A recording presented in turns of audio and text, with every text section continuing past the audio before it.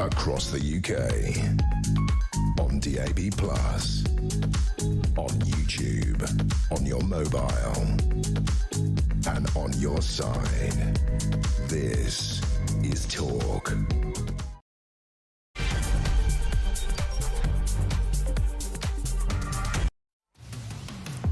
Well, a very good afternoon. This is Talk. I'm Peter Cardwell. Thank you so much for your company this Tuesday afternoon. There's an awful lot to talk about, including illegal immigrants awaiting deportation, getting maths tutors, and better GP access than many Brits. We talked about this a little bit yesterday, but more of the detail of Shabana Mahmood's plan is coming out now. We're getting more of the detail of that. Rebels decrying the Home Secretary's repugnant plan to deport migrant families. That is something that Graham Stringer, the MP for Blakely and Middleton South, Labour MP, is going to talk about in a second. It does seem to be slightly falling apart. I'll be very interested to hear what Graham thinks. He often talks great common sense. Jack Elson, the political editor of The Sun, will be here a little bit later as well about all of that as well. Farage talking about his plan to fill the £25 billion hole in the budget. We'll talk about MI5 warning MPs and peers of the risk of Chinese espionage. That is something that has just emerged really in the last few hours, and we'll talk about that too.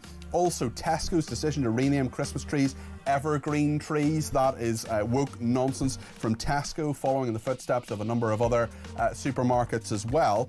And the number of Britons leaving the UK significantly higher than previously thought. We'll talk about the Troubles legacy legislation. That is something that Mark Francois is going to talk to us about a little bit later on. We'll talk about the sport and, of course, what's in the Sun tomorrow as well. There's loads to discuss between now and 7 o'clock. And if you want to get in touch to talk about anything that we're talking about today, or anything you think we should be talking about today, well, the number is 0344 499 1000. You can text me at 722 with the word talk in your text. You can tweet me at talkTV. Follow me at Peter Cardwell. You can send me a WhatsApp voice note, less than a minute please, to 0344 499 1000, the same number for the WhatsApp text messages, and you can give me a ring on that number as well, 0344 499 1000. Plenty to discuss here on Talk Drive. Stay with us.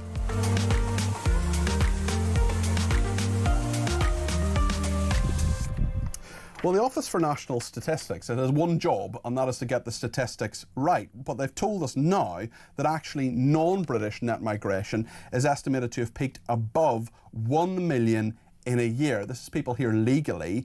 This is net migration, people leaving and people arriving, put it all together, and actually the number is a heck of a lot higher than it was meant to be, about 110,000 higher than the previously estimated record high. So for that reason, and because the Home Secretary Shabana Mahmood has put so much time and effort into this new document, that is the new plan for migration in this country, well, that is the big thing we're talking about today. Let's just remind ourselves of what the Home Secretary set out yesterday. The burden that has fallen on this country has been heavy. 400,000 have sought asylum here in the last 4 years. Over 100,000 people now live in asylum accommodation, and over half of refugees remain on benefits 8 years after they have arrived. To the British public who foot the bill, the system feels out of control and unfair. It feels that way because it is. The pace and scale of change has destabilised communities. It is making our country a more divided place. Shabana Mahmood there, the Home Secretary, talking in Parliament yesterday. We talked about that on the programme yesterday, but there's so many details that are continuing to come out on this. What do you think about it? And do you trust Labour to sort out migration? 0344 499 1000. Earlier today, the Reform UK leader Nigel Farage, he gave his views on asylum reforms. Now, I do think we're setting the pace on a number of things. I thought, despite her protestations, I thought a lot of what Shabana Mahmood said yesterday was driven directly by fear that Labour are losing votes, particularly in the Red Wall, to reform. And rhetorically, we would agree with a lot of what the Home Secretary said. Well, Graham Stringer is the Labour MP for Blakely and Middleton South and joins me now. Graham, thank you for your time this afternoon. What do you think of these plans? Because as we read more about them, we're seeing lots of detail. For example, families being financially incentivised to leave. The hard-nosed aspect of this from Sunday seems to have faded away to some degree. What do you think? I never thought it was particularly hard-nosed. I think Shabana Mahmood is trying to deal with a difficult practical problem where people are paying a fortune to come into this country. Only 2% of them have passports, and they are, in my opinion, people coming in that way are cheating the system and shouldn't be granted asylum. And Shabana is trying to tackle that problem. Do you think this will be effective? Because there are many aspects of it that perhaps are more hard-nosed than that in some people's minds. Taking jewellery off people who arrive here illegally, for example, the fact that it would take 20 years to perhaps get citizenship, that seems to me to be quite a tough thing. Others say it's not tough enough, and Nigel Farage says she's acting out of fear. What do you think, Graham? I think that for people who are genuine asylum seekers, the most important thing to them is security. It's not whether they stay here forever. Many of them will want to return if their countries that they're fleeing from become stable, or the prosecution of innocent people stops, which are the two major reasons people can claim for that. But I think we are dealing with a situation where people are paying thousands of pounds to international criminal syndicates to come to this country, and we should be quite tough about it. One of the weaknesses in what Shabana is proposing is that I think the European Court will interpret whatever she tries to do, they will try and overturn it. And I think the only real way of stopping a foreign court interfering with what we want to do as a parliament and a government is to withdraw from the European Convention on Human Rights. Why do you think the Home Secretary and Prime Minister are so reluctant to do that? I think we have an Attorney General who has earned his living before he was Attorney General by representing people whose interests were not this country's interests. He had no parliamentary experience prior to that. He believes that international courts are more important than democracy, and I can only believe that his input into this situation has meant that the Home Secretary has been stopped from moving towards that policy. I think while we have this Attorney General, we will not reach a satisfactory conclusion. I mean, that is a strong criticism of Lord Hermer, that he thinks international courts are more important than democracy. It's not a criticism, he's actually said it. OK. What would your message be to the MPs in your party who are planning to stand in the way of these reforms, Graham?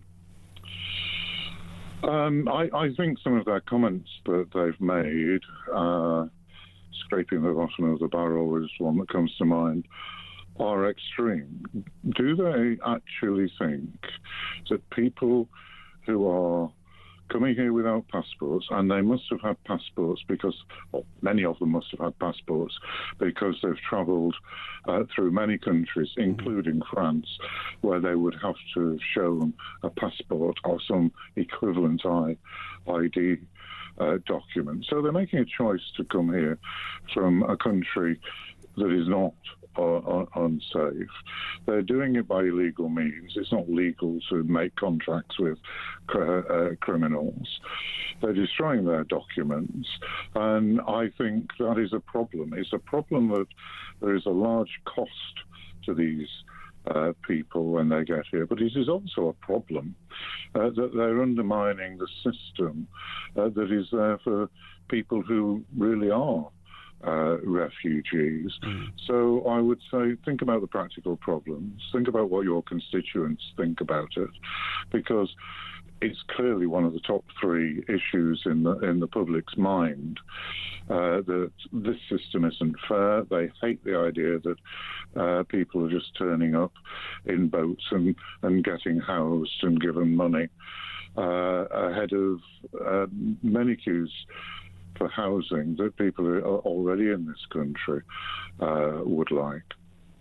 And I wonder if you think there are those 20-odd plus, actually, MPs, some members of the House of Lords as well, in your party who are calling this inhumane, scraping the bottom of the barrel, as you say, saying that these things are not the way they should be and that these policies are inhuman in some people's estimation. Do they get it? Do they understand the public anger out there? Or is there just a strong ideological commitment to essentially open borders? Maybe that's too strong a phrase to put it in. No, I don't think it is too strong. I wouldn't apply that criticism to all the people who don't like this legislation, but there are certainly some of them that believe anybody who wants to come to this country should be allowed to come here. The fact is, people arriving without passports and ID, it's impossible to check on them. And as we have seen, some of them have a criminal record. Some of them have got involved in criminal activities when they've got here. Open policies is a bad policy, and it is a fundamental responsibility of government to protect people in this country and to protect our borders. We're not doing that when it comes to these small boats. I wonder what you think about the parliamentary maths of this. Do you think that Labour will get this through? Will they have to rely on the Conservatives to help them? Because that would be embarrassing for the Prime Minister. But of course, if the legislation then gets on the statute books, perhaps it's not such a bad thing. I think the legislation will get on the statute books. When I went into the chamber yesterday for this statement, I thought that Shabana Mahmood, the Home Secretary, would be in for a really tough time. But the Labour benches were much more supportive across the board than I expected. So I think this will not go through depending on Conservative votes. It will go through, I dare say the Conservatives will vote for it, but it will go through with a Labour majority voting for it. What do you think the reaction of those people from the left, of the voting public, will be? Could this drive them more towards the Green Party, towards your party, for example?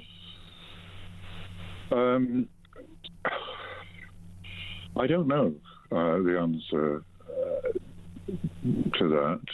I do know that whichever way the votes fall when the general election comes, protecting our borders and stopping people who we don't know who they are coming in is the right thing to do. That's the most important thing. But I wouldn't like to stand for an election saying that I have done nothing at all to try and stop these people coming in. If those people who vote against this want to do that, that's a decision that they will make. But I've no doubt where the electorate in my constituencies stand on it. It gets mentioned to me when I go into Sainsbury's or walk down the street, or people who come to my surgery. Even when it's not about this, they often mention it in passing. Yeah. I wonder what you think of, I'm not saying it was right or wrong, but I just wonder what your view is on the Home Secretary talking to Parliament and using the exact words that were used to her in regard to the racist abuse that she has received. She talked about the F word being used, an effing P word is what she was called. Do you think that was the right way to illustrate that? Have you any thoughts on that, Graham? In parliamentary terms, she broke the rules and apologised. I think in terms of giving a vivid account of Shabana's experience as an Englishwoman with a Pakistani background, I think it was very vivid. Yeah.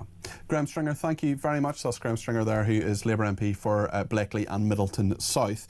Jason's been in touch from the Lake District and says, Graham Stringer, once again speaking complete common sense. I can't believe he is a Labour MP. Margaret in Birmingham saying, is there a law written down in this country that we have to give all these thousands of migrants everything? Money, hotels, houses, doctors, free driving lessons, etc. When will Starmer wake up and be a strong leader, says Margaret in Birmingham. Well, Graham Stringer saying this is a strong plan. Do you not think it is, Margaret? And that's a perfectly valid opinion, and if you want to get your voice on the air, please give me a shout, 0344 499 1000. Just on Tesco talking about evergreen trees rather than Christmas trees. Jane's been in touch to say if supermarkets don't want to mention Christmas on their products, that's up to them. When you do your Christmas shopping, help them out by shopping elsewhere. Very interesting point there. Lots to discuss between now and 7. We're going to talk in just a second more about the parliamentary problems, rebels decrying the Home Secretary's repugnant plan, that's what it's been called by some. Jack Elson from The Sun will be here. We'll also talk about Nigel Farage and his plans to fill £25 billion black hole in the budget, and what Badenoch has been saying as well, the Conservatives leader, and she has suggested that Rachel Reeves is going to play victim at the budget, which is just a week away. Loads to discuss here on Talk. Get your call in, 0344 499 1000.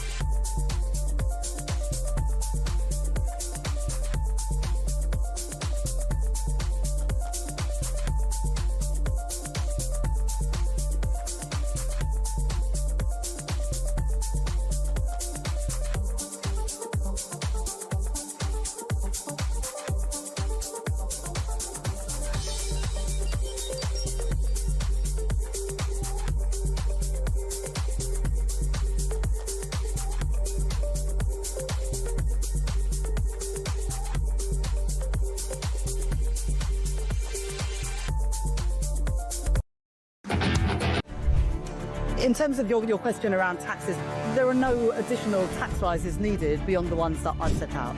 Don't need to increase taxes. I'm not coming back with more borrowing or more taxes. I will not increase your national insurance. I will not increase your VAT, and I will not increase your income tax. We don't need to come back for more. We've done that now. We've wiped the slate clean. The economic circumstances have declined, deteriorated since a year ago. We are having to look at taxes and spending.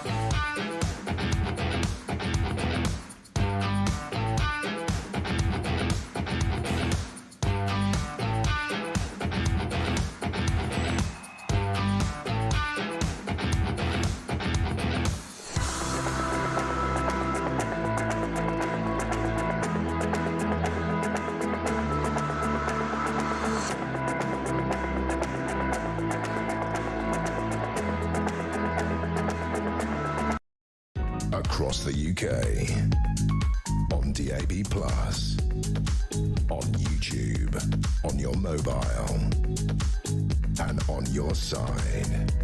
This is Talk. Thank you so much for your company here on Talk. There is so much to talk about on Talk Drive between now and 7 o'clock, and I'm delighted that our regular guest, Jack Elson, the political editor of The Sun, is with me now. Jack, how are you doing today? You all right? Yes, busy day here in Parliament, Peter. Yeah, but, can imagine. On. So do you think that, what's your sort of general view of this migration plan? Because some people think, well, they went in hard-nosed on Sunday, what they briefed to the paper Saturday, Sunday. Now some of the less popular bits are coming out, and of course there's attacks from both the left and the right. What's your assessment of it? Well, listen, I think that Shabana Mahmood did a good job in the Commons yesterday. She wiped the floor with a lot of the left-wing criticism, which basically was howls of outrage at something which I think that most people in this country thinks that we should get to grips with. Clearly, the asylum system is broken, is being abused, and she laid out numerous examples yesterday, and I think the package goes some way to correcting that. I think that clearly you have fears from the left. I think that Shabana Mahmood is happy to have that row, and at the moment it does seem to be the usual suspects in her party who are piping up to attack it. I think the real danger, though, is trying to get this through the system because it is such a big package of reforms. I think there's a danger of trying to get this through the Home Office machine, trying to get it through the legislative process in Parliament, which can take absolutely ages and drag on. That could take months, even a year to happen. And I think that when it is something so big, a lot of people just look at it and go, it's never actually going to happen, is it? It almost seems too good to be true. This is what you've heard Nigel Farage saying today, that yes, it was performative. Yes, it was great rhetoric. Actually, is it ever going to be implemented? That will be the proof in the pudding. So Shabana Mahmood is very good at the tough talk and the rhetoric. It's now about delivering. Do you think a parliamentary arithmetic is going to be a matter here at all, or will it just go through? Will the Labour MPs do what they're told to do? Can you see the same sorts of issues that we saw with the welfare bill, for example, Jack? No, I think most of the party will wear it, and we did have a lot of engagement in terms of the Home Office with the Parliamentary Labour Party over the asylum plans beforehand to really put in that legwork, something they did not do with the welfare changes whatsoever. They were really caught on the hop with that massive rebellion earlier in the summer. There's been much more groundwork put in ahead of time, really taking MPs into rooms, showing them the abuses of the asylum system to try and roll the pitch for what happened yesterday. And so I do think that while some MPs in her party will be squeamish about some of the changes, and clearly removing children seems to be a big bone of contention for some of her backbenchers, I think she will be able to get most of them to hold their noses and vote for this, simply because they know that their electoral chances live or die with trying to get this through. You know, Downing Street is desperate for immigration not to be the #1 issue in this country at the time of the next election. They want to shoot reforms Fox so they can focus on more comfortable territory, things like public services, things like the NHS, things like the cost of living. They do not want to fight the next election on illegal immigration. That means getting to grips with it now so it goes away by 2029. There's an awful lot of detail in this 33-page plan, and your paper, The Sun, has revealed so much about free maths tutors, better GP access, 2 GPs for 800 people. I mean, how has that gone down in Parliament? Certainly our viewers and listeners aren't happy about it. I know Sun readers won't be either. How much is that being talked about, or is that being lost in the many details of this plan? Yeah, you're right, because today in the newspaper, we clearly devote a lot of time to going through the plan, but the plan was widely trailed ahead of time. And so we decided to dominate the front page with things that haven't potentially been addressed in terms of the abuses of the system. Stuff like we've talked about free taxis for migrants in the past. We also talk about the live contracts in terms of the perks for migrants. So that's stuff like free GP appointments, but also free maths tutors, free art and craft classes, just things which ordinary British people get absolutely infuriated with. Where is that in terms of this plan? Clearly she wants to get the backlog down, but there are currently hundreds and hundreds of millions of pounds of taxpayer money being spent on contracts with providers, which just give the most obscene and outrageous waste of public money. And so I think what happened yesterday was a good start by the Home Secretary, and clearly in terms of trying to deter and deport people, that is good. But the system itself at the moment is just so unwieldy and so big that trying to root out all of the asylum abuse cases is going to be another task altogether. And I think that is where Shabana Mahmood really needs to get under the bonnet and start fixing this. We've been promised something on taxis, for example. We've talked about it on this show before. 2 months ago when the BBC first revealed that migrants were taking taxis from their hotels to GP appointments, something which normal British people did not get whatsoever. They're expected to take a bus or make their own way or whatever. She said that she would commission an urgent investigation into this and she would put a stop to it. That's been 2 months ago. That doesn't strike me as an urgent investigation, especially when it's a matter of just going upstairs, going to your senior civil servants and saying, let's rip this contract up, because that is clearly not fair at the moment. So it's those sort of things I think she needs to get to grip with. Yeah, and the agility or lack of in regard to the Home Office, and also the question of what on earth Yvette Cooper was doing for a year. Let's talk about another political leader, Nigel Farage. He hosted a press conference. He set out Reform UK's thoughts on the economy. Let's see what he said. Taxes up to a post-war high, debt exploding, debt repayments becoming unsustainable, the explosion in sheer numbers of those living on a variety and range of benefits, totally uncontrolled mass migration, and certainly not selective migration, and people leaving the country. Not just the Londoms, but wealthy big taxpayers, young entrepreneurs leaving the country. It's a pretty grim situation. Nigel Farage there, the leader of Reform UK. What is their alternative? They've talked about a £25 billion black hole, Jack. Yeah, well, clearly we know how the next budget is going to go next week. On Wednesday, Rachel Reeves is going to stand up. She's going to blame almost everyone but herself for what she's about to do in terms of tax rises. She'll blame the OBR, she'll blame the Conservatives, she'll blame economic headwinds, she'll blame Donald Trump and the rest of it. Some of that might wash, but I suspect that most people will tell her to look in the mirror. And I think that what Nigel Farage and Kemi Badenoch are trying to do is say tax rises are not the only option here. There's other sides of the ledger. Clearly, growth at the moment in this country is not doing very well. She's got her borrowing rules, sensibly, I think, so that she doesn't constantly put more money on the slate. But what about all this spending? We spend about £1.5 trillion in terms of public service spending, public sector spending in this country every year. What about that side of the ledger? What about things like benefits? So Nigel Farage today talking about getting the benefits bill down. What about foreign aid? Nigel Farage said he'd cap foreign aid at £1 billion. So he's come up with a platter of savings, which he says amounts to about 25-30 billion, which we believe to be the size of the black hole.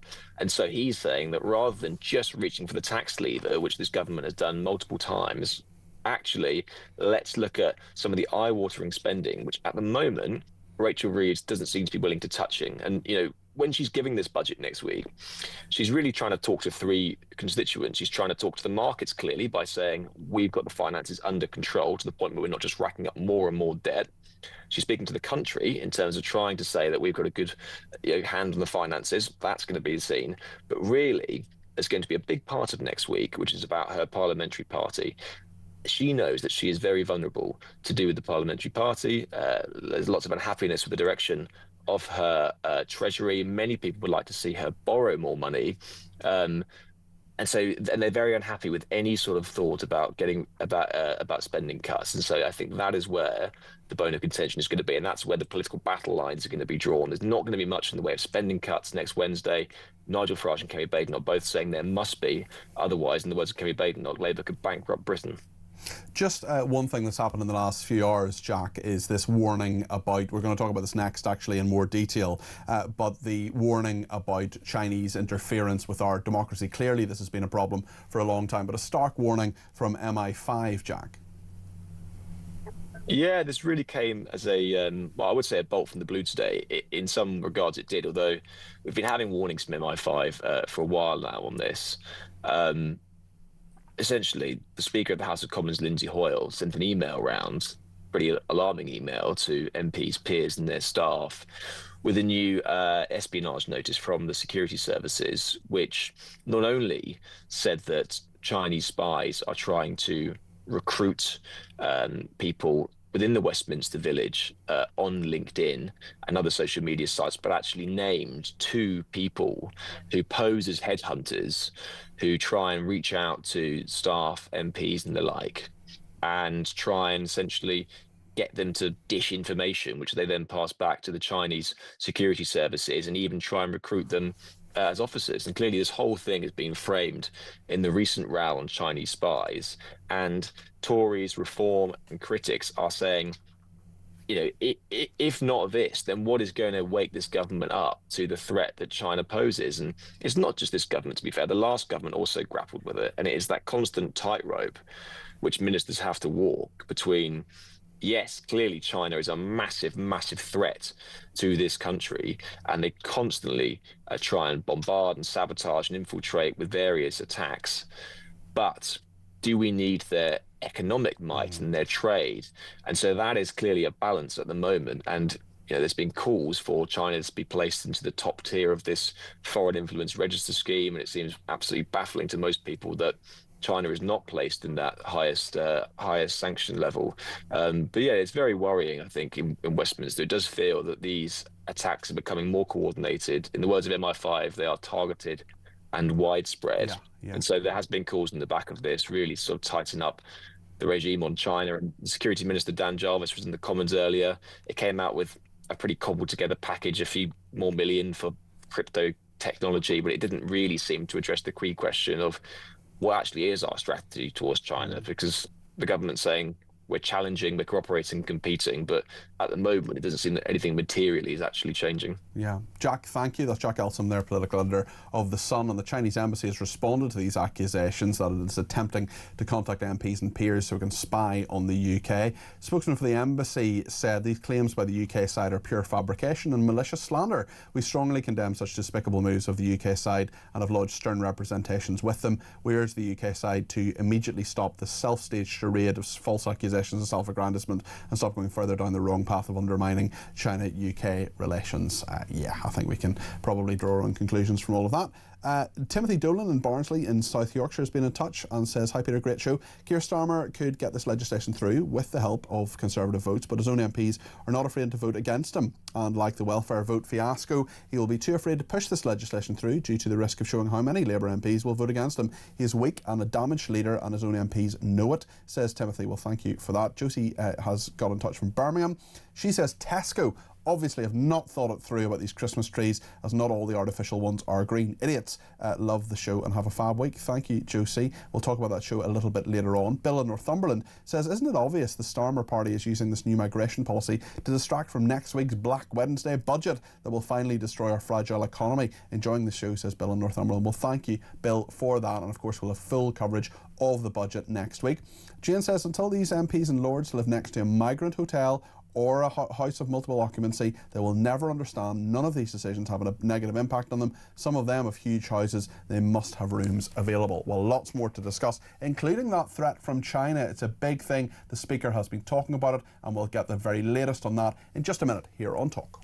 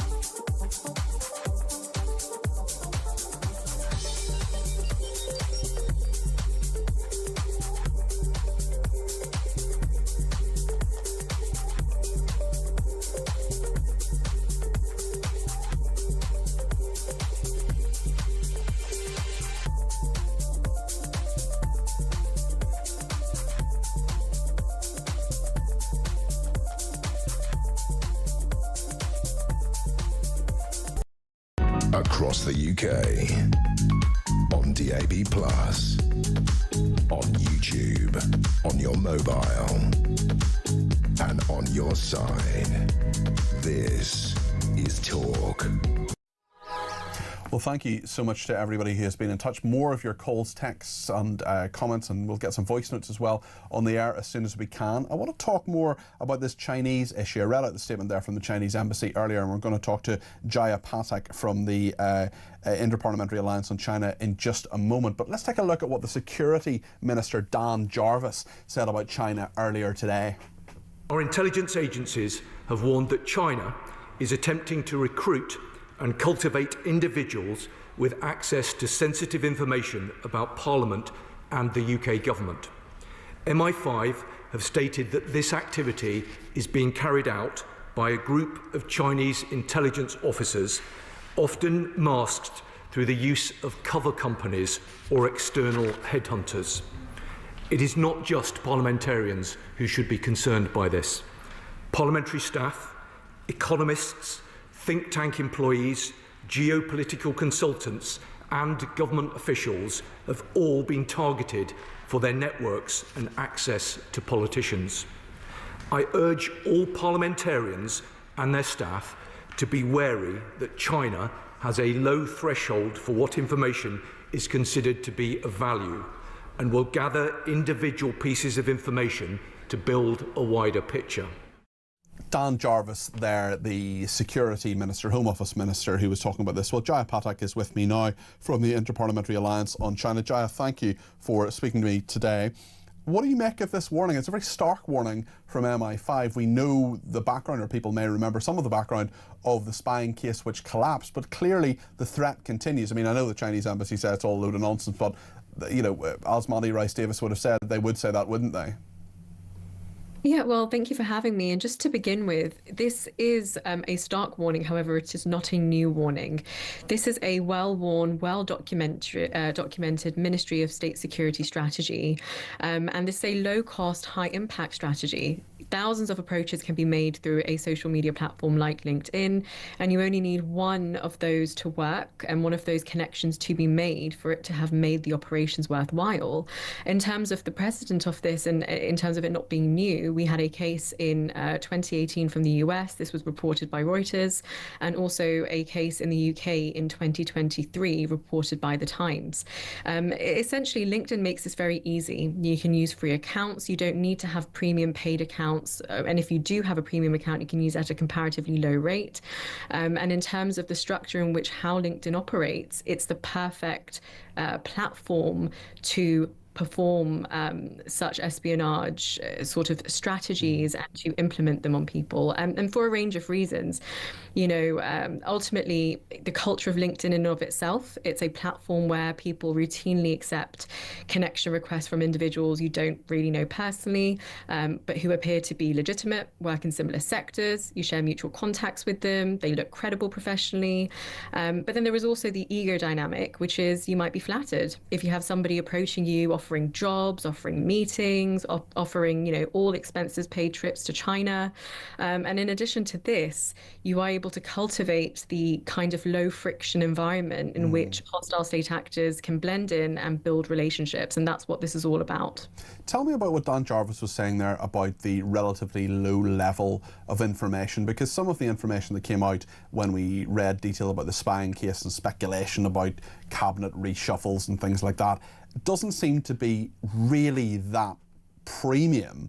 But of course, the strategy from China, as you will know far better than I will, seems to be a kind of total strategy that actually any information could be of some use. And of course, if you cultivate someone now at a low level, if they've got an entry-level job, maybe as a parliamentary researcher, goodness knows where their career will go. They're in this for the long term, aren't they?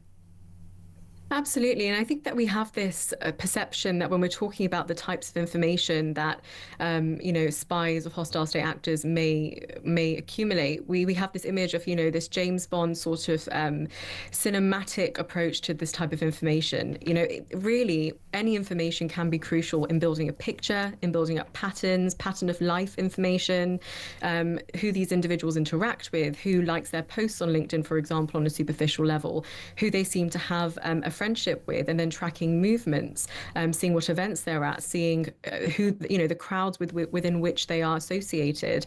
All of that information we may think is harmless because we are putting it out in the public domain.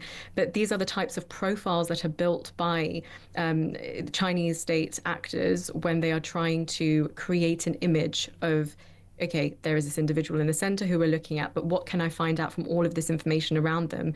And because we often perceive that as harmless, we tend to be a little bit more careless with it, and we tend to think it's not as high level, again, as this image that we have in our minds. And so that would be the type of information that the security minister was referring to. And actually, there's another point that the security minister made in terms of those who are most likely to be targeted. I would actually extend that group, and just for those who are listening today, and for everybody who wants to be more conscious of this. Essentially, yes, if you're in the Westminster bubble, if you work with parliamentarians, you absolutely will be a primary target. However, there are many individuals who don't work in government, but work in sectors such as technology, critical or sovereign infrastructure sectors, academia, where intelligence from such sectors, because they are strategic, may be advantageous to the Chinese state as well. So when we're looking at harmless information, or what we perceive as harmless, it's important to know that threshold is in fact very low. And how I treat it and how those I work with treat it, which may be helpful to your viewers, is any information that we put out can be put together to build a platform where these profiles are then created about us, about people that we know, and those are how those associations are formed. So that's what we mean by sort of low-level information, when in fact that can be quite critical. How much can the government really do about this? Is this just the way it's going to be? Is it going to get worse with AI, with lots of other ways that people can be hacked or profiles can be built up? I just wonder if you have a nation that is as large, as well-resourced and as determined as China. Obviously there has to be a form of fight back, and this is part of it today. But can they ever really win the information war when we're a country of, yes, a G7 nation, but nonetheless a country of about 70 million people, and they're a nation of 1 billion and have more resources and more determination, presumably, to get to build these pictures even from low-level information, Jaya? Yeah, I mean, look, you've said it yourself in terms of the Chinese state's capabilities, their intent, their assertiveness, their record of malign influence operations, their expansive toolkit. That puts them in a very strong position to be able to carry out such strategies and implement them amongst our population. However, we do have tools in our disposal to be able to deal with this. And one, for example, is the Foreign Influence Registration Scheme. So, we are constantly talking about how China must be placed in this enhanced tier, and that is crucial. China is not in the enhanced tier, only Russia and Iran are. Why is that? Why is China not in that tier that of those who would do us harm, that are serious enemies of this country? Is that a trade thing? What's the reason for it, do you think? I think there are a range of factors for it, and I was talking about this earlier within a group of cross-party parliamentary staffers and advisors. And look, essentially, we have here a strategy implemented by the Labour government, which is the 3 Cs. So we understand, okay, there is a cooperation angle. We are very unclear on what that challenge angle is. And because we're unclear about that, it's really hard to understand why, okay, we need to challenge China. Placing them in the enhanced tier is a perfect way to do that. We understand the risk that China pose. So, this is something which seems like it is evidently a political decision, but there are those within government, those within the Parliamentary Labour Party, MPs, people across both houses who are, and I say people because I'm not just talking about parliamentarians, I'm talking about people with their teams, with their staff, who are very concerned about the threat that China poses. And that's where I'd move on to the second point, which is these influence operations are happening in every sector that penetrates the UK economy, and as I mentioned earlier, in sectors that are strategic for us. And so MI5 assistance cannot only be provided to parliamentarians, it must be provided more broadly, and generally build up our understanding of how the Chinese state operate, why they operate in the way that they do, and what they will do in order to achieve their goal. And presumably, just briefly, your view would be a super embassy would do nothing but to enhance this, to help them with this espionage. Absolutely. Look, we are very concerned with the proposition of the Royal Mint Court site being used to create this mega embassy, which would be the largest Chinese embassy in Europe. And we're concerned about that for a number of reasons, as you've mentioned here. But really, what I would say is we have a series of patterns of behaviour that we can identify when it comes to the Chinese state. And understanding where we're willing to engage in those relationships, because, you know, no one here is saying not to engage with China. We have MPs network who understand the importance of engagement, but what are we willing to trade off, and where do we see that we are able to stand by our red line? Important questions, Jaya, and thank you for your time today, Jaya Patak. There, I find that absolutely fascinating. Jaya works on external relations at the Inter-Parliamentary Alliance on China, and Lorraine has been in touch to say, what rank hypocrisy from Dan Jarvis, the Security Minister. Labour are responsible for the collapse of the spy court case by refusing to call China a threat, and the bets are still on for Labour agreeing to the new Chinese embassy despite warnings from all the security experts. Well, Lorraine, I agree with you. I do think the Conservatives have some role in that as well, and there's more they could have done. We'll continue to talk about this. Give me a ring if you'd like to. 0344 499 1000. We'll talk about those Christmas trees next, or evergreen trees, as Tesco would call them. Stay with us here on Talk.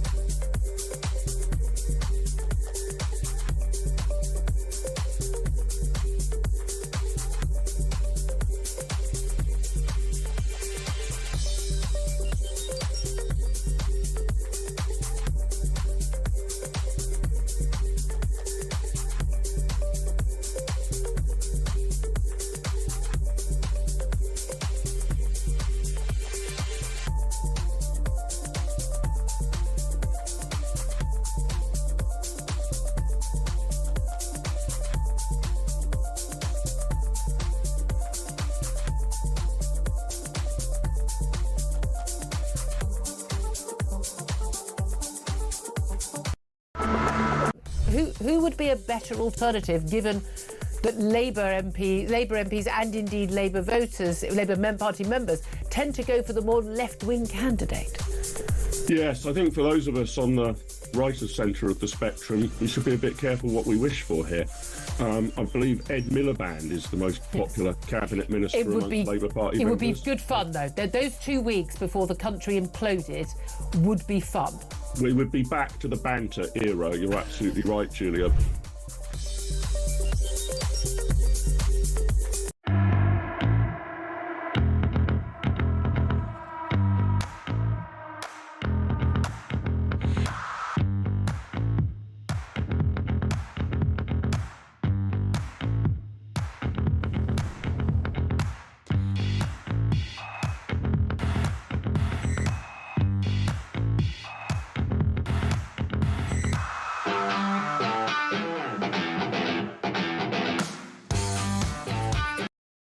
Across the UK, on DAB+, on YouTube, on your mobile, and on your side.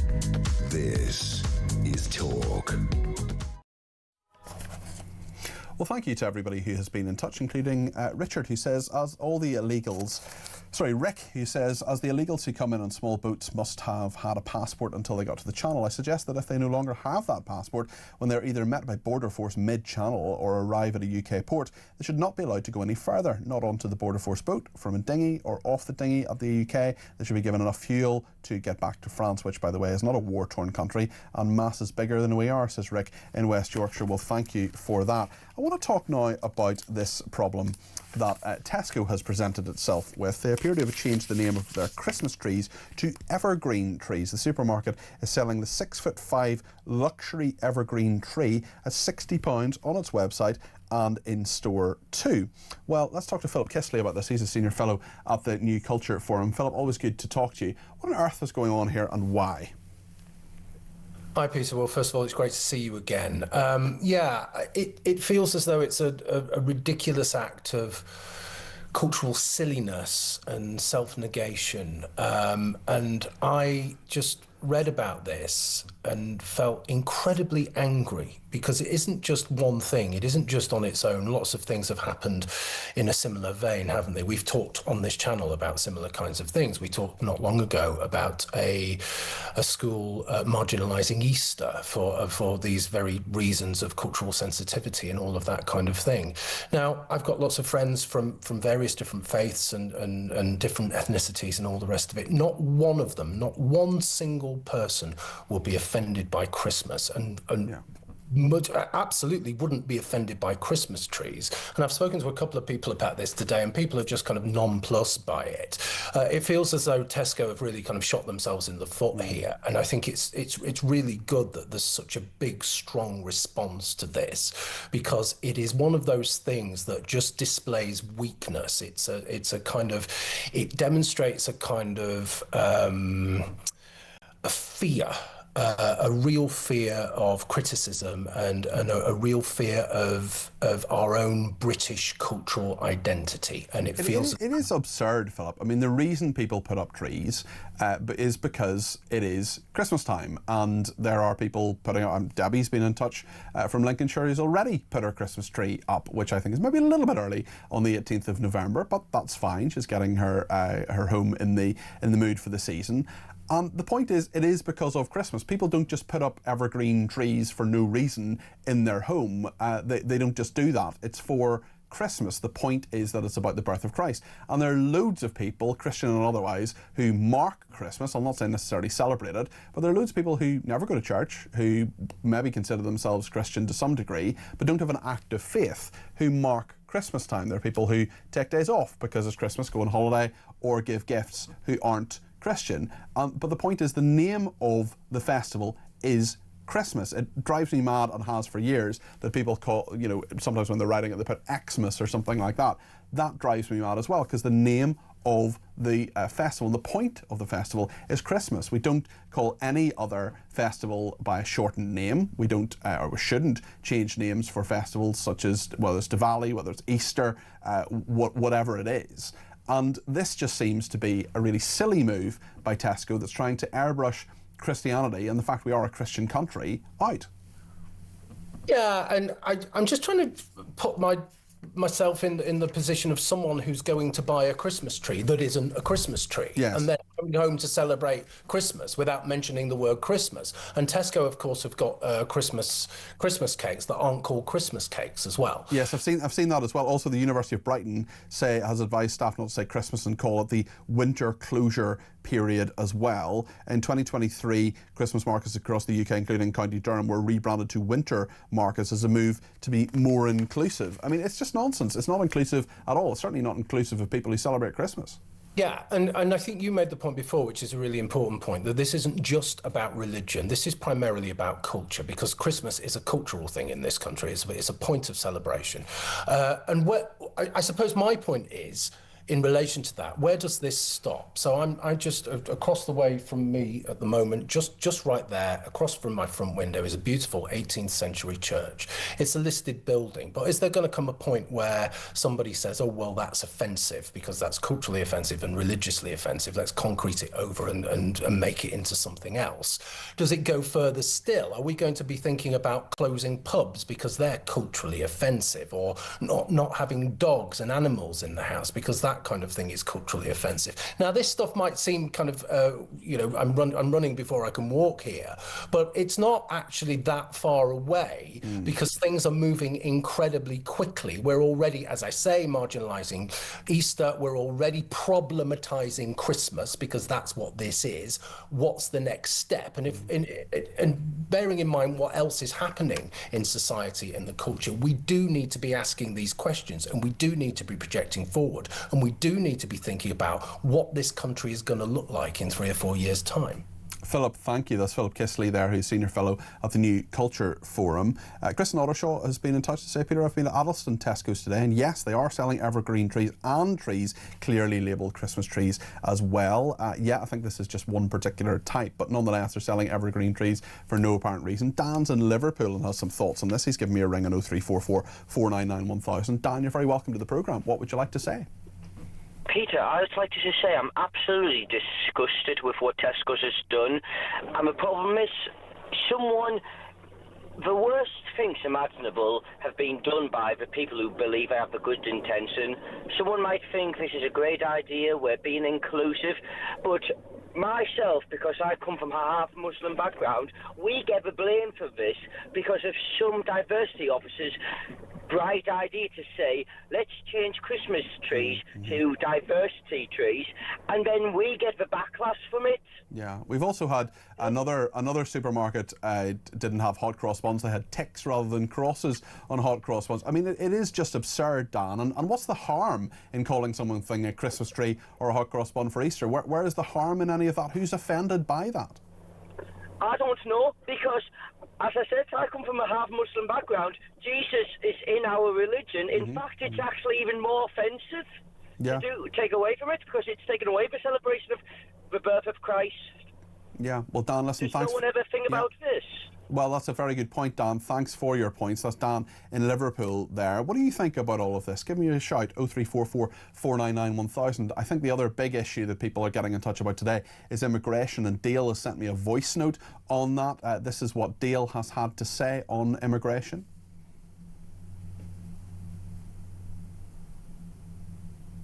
The one thing I don't understand about the illegal migrants coming over is, if you can't stop them from coming over, and they're running away from like persecution, war, etc., why don't we just go and solve the problems in their country, and that give them no excuse to keep, flooding our country and flooding our taxes, which is what's definitely happening at the moment. Well, Dale, I know what you mean, but I'm not sure we can solve all the problems of the world, and that can lead to problems by themselves, because people then blame us for problems that exist when we do try to sort things out, whether it's Afghanistan, Iraq, Libya, wherever. So I totally understand where you're coming from, but there's so many different aspects to it. David has been in touch and simply says, Merry Christmas. David, it's the 18th of November. I'm banning the word Christmas. Well, not really. No, I'm not banning any words, because we are the home of free speech. We'll talk about this more in the next hour. We'll also talk more about the immigration issue too, so do stay with us here on Talk Drive.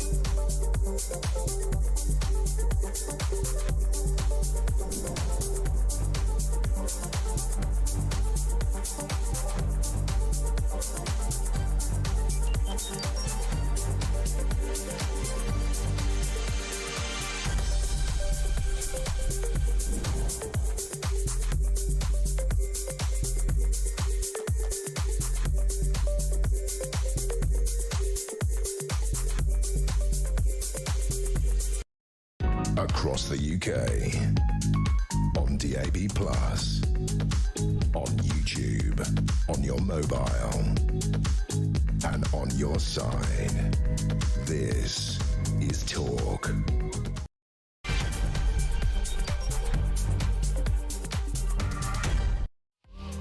Well, it's just gone 5 o'clock. I'm Peter Cardwell. This is Talk Drive. Thank you so much for your company. There's loads to talk about, including the immigration plan put forward by the Home Secretary, Shabana Mahmood. There are lots of other aspects of it coming out now that we've seen all the detail of this plan. We'll be talking to an immigration lawyer in a second, but what do you think? 0344 499 1000. Lots of problems politically. A lot of rebels and Labour decrying the Home Secretary's what they call repugnant plan to deport migrant families. We also have more details about illegal immigrants awaiting deportation getting free maths tutors, better GP access than the Brits, and racist abuse that has been given to the Home Secretary has been talked about in Parliament in very stark terms there as well. We'll talk about that.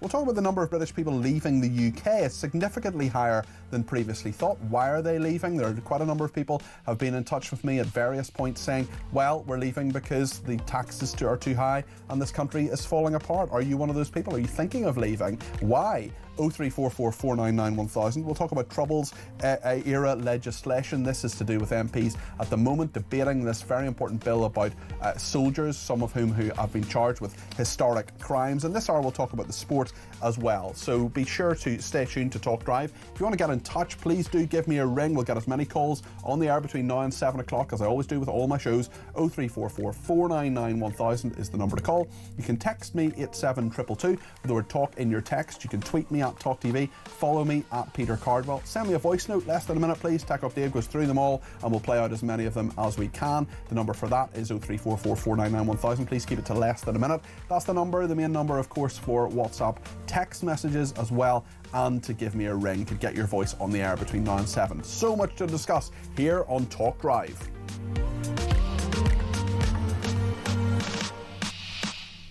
Christmas trees too. Tesco talking about Christmas trees, changing them to evergreen trees. What do you think about that? China too. Big story about China and what's happening in the House of Commons. Dawn's been in touch to say Labour's answer to the threat from China is to let them build a super embassy in a sensitive area of London. You couldn't make it up. Well, we'll talk now about the big immigration issue. Let's just remind ourselves what the Home Secretary Shabana Mahmood set out yesterday in the House of Commons. The burden that has fallen on this country has been heavy. 400,000 have sought asylum here in the last 4 years. Over 100,000 people now live in asylum accommodation, and over half of refugees remain on benefits 8 years after they have arrived. To the British public who foot the bill, the system feels out of control and unfair. It feels that way because it is. The pace and scale of change has destabilised communities. It is making our country a more divided place.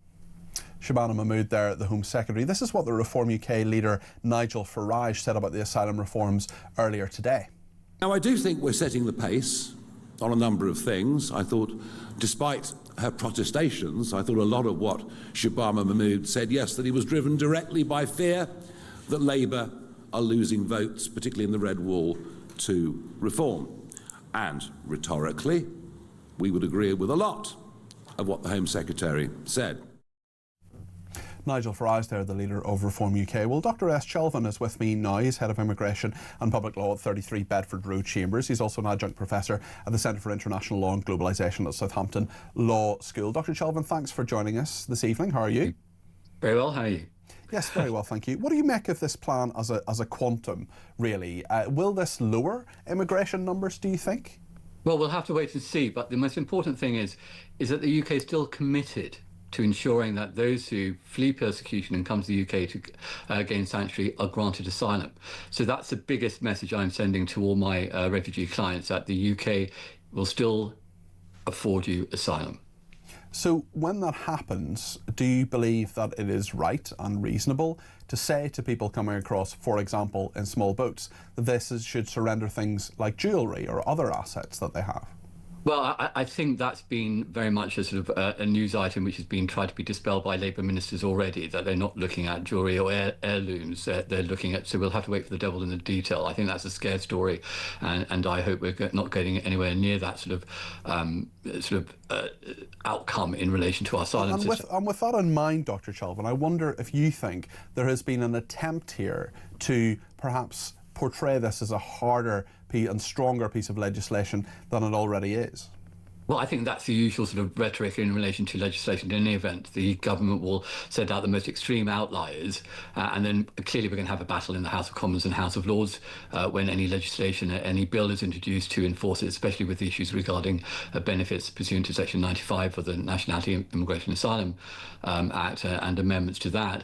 Is that, you know, these outliers are there defeated in provisions, clauses within the bill when it goes through Parliament, and then it seems more reasonable. But I think that the major message is this, is that when it comes to the three main aspects, the first aspect, of course, is reducing the grant of leave to remain from 5 years to 2.5 years, 30 months, with the process of active review. Now, that already happens. When any of my refugee clients apply for settlement after 5 years, they have to fill in part of the form saying why it will not be safe for them to return home. Now, importantly, your viewers should know that the burden of proof for that is on the Home Secretary, on the Home Office, rather than the individual applicant, a court appeal case called ARIF. Now, the big question for that is, where's the money going to come from to be able to deal with those sort of applications? There's going to be need to be a rise in legal aid to enable those people to make those representations. There's going to be disbursements regarding country expert reports. Where's that money going to come from the budget? So that's important in relation to the costing. But in any event, we look at Afghanistan. I mean, Peter, I was on your show earlier this year, and we know that in 2023, around 98% of Afghan asylum claims were granted by the Home Office. Mm-hmm. In this year, 2025, it went from 98% to 38%. But we haven't been removing individuals to Afghanistan because the test is there's got to be a durable change in relation to the country conditions before we can send them back. So it's very important that active review already occurs, and when it comes to settlement, that issue is really an issue of the fact of, you know, the Home Office having the burden of proof to be able to prove that's safe to go back home. The second issue is in relation to family reunion. The Home Secretary is proposing nothing as harsh as the Danish model. Now, in Denmark, what they originally proposed is that the refugee had to be at least 24 years old in relation to a spouse return, had to not be in benefits for at least 3 years, speak Danish fluently, and a financial guarantee. Now, that was actually challenged by the European Court of Human Rights, and in 2021 Denmark lost the case, and it had to be reduced from 3 years to 2 years in a case called MA in Denmark. Now, what the Home Secretary wants to do is to propose a maintenance and accommodation to equalise it with what non-refugee migrants are expected regarding family reunion. Well, that's absolutely ridiculous. I mean, looking at £34,000. What that's going to mean is that more families are going to make dangerous journeys to the UK. Rather than have one member of the household and then look at family reunion. And I wonder within that. I wonder within that as well. You're talking about more families making journeys in small boats. I wonder within that there are a number of different aspects of this. For example, and we're going to, we have limited time to go through every single thing. But one thing, for example, is that whether asylum is granted or not is going to be a single event, and then there's going to be an appeal, but it can only be one appeal. I mean, surely the presumption for many judges will be to grant asylum on appeal, because if they don't, then that person will be returned to a country without any further appeal. Well, I think that's going to be a very difficult thing to pass sort of a one-stop appeal. It's going to be very difficult. I mean, they start. Within that, is this legislation actually practical? Will there be? Do you overall believe there'll actually be a tougher approach to immigration, or is this just reform for reform's sake? Well, I think what's really important is that whilst Parliament is supreme, the courts will review, and that's very, very important. You can't have just a single asylum appeal, because what we've seen before when asylum appeals. From what you're telling me, you don't think that's actually practical to have a single appeal and that's it. So that part of the plan under the current framework, legal framework, is impractical in your view. Well, more importantly, under the current legal framework, that will involve more applications to the European Court of Human Rights. Because so it could actually increase both the number of applications too, and potentially the role of the European Convention on Human Rights, the European Court of Human Rights. Yes. Okay, I mean that is not the intended consequence that Shabana Mahmood will want, is it? But that's what's going to happen. Yeah, well, and that's my point. And my point is that if you, as an immigration lawyer, don't sort of, I don't want to be too crass about this, but don't kind of fear the legislation. Don't think that this is actually a much tougher approach. No, I'm not saying that at all. I'm not saying fear. I think it's a let me be legal about it rather than political. I think it's a very difficult sort of proposals to line up with the constitutional and legal protections we have in the UK, both with domestic legislation and international treaty. So a lot of it clearly I think is a impractical. lot of it will be challenged. Well, I think that there will be challenges in the courts, and I'm not going to foresee what those challenges will be in relation to the outcomes. But we saw that with the Rwanda deal, went right up to the Supreme Court. We have basic protections in relation to the way everybody's... So within that, can you then actually substantively change how asylum and immigration works in this country while still being a member of the European Convention on Human Rights? I'm not saying necessarily that I believe we should leave it or not. I'm simply asking you whether you think it is practical to substantively change immigration while still being members of the ECHR.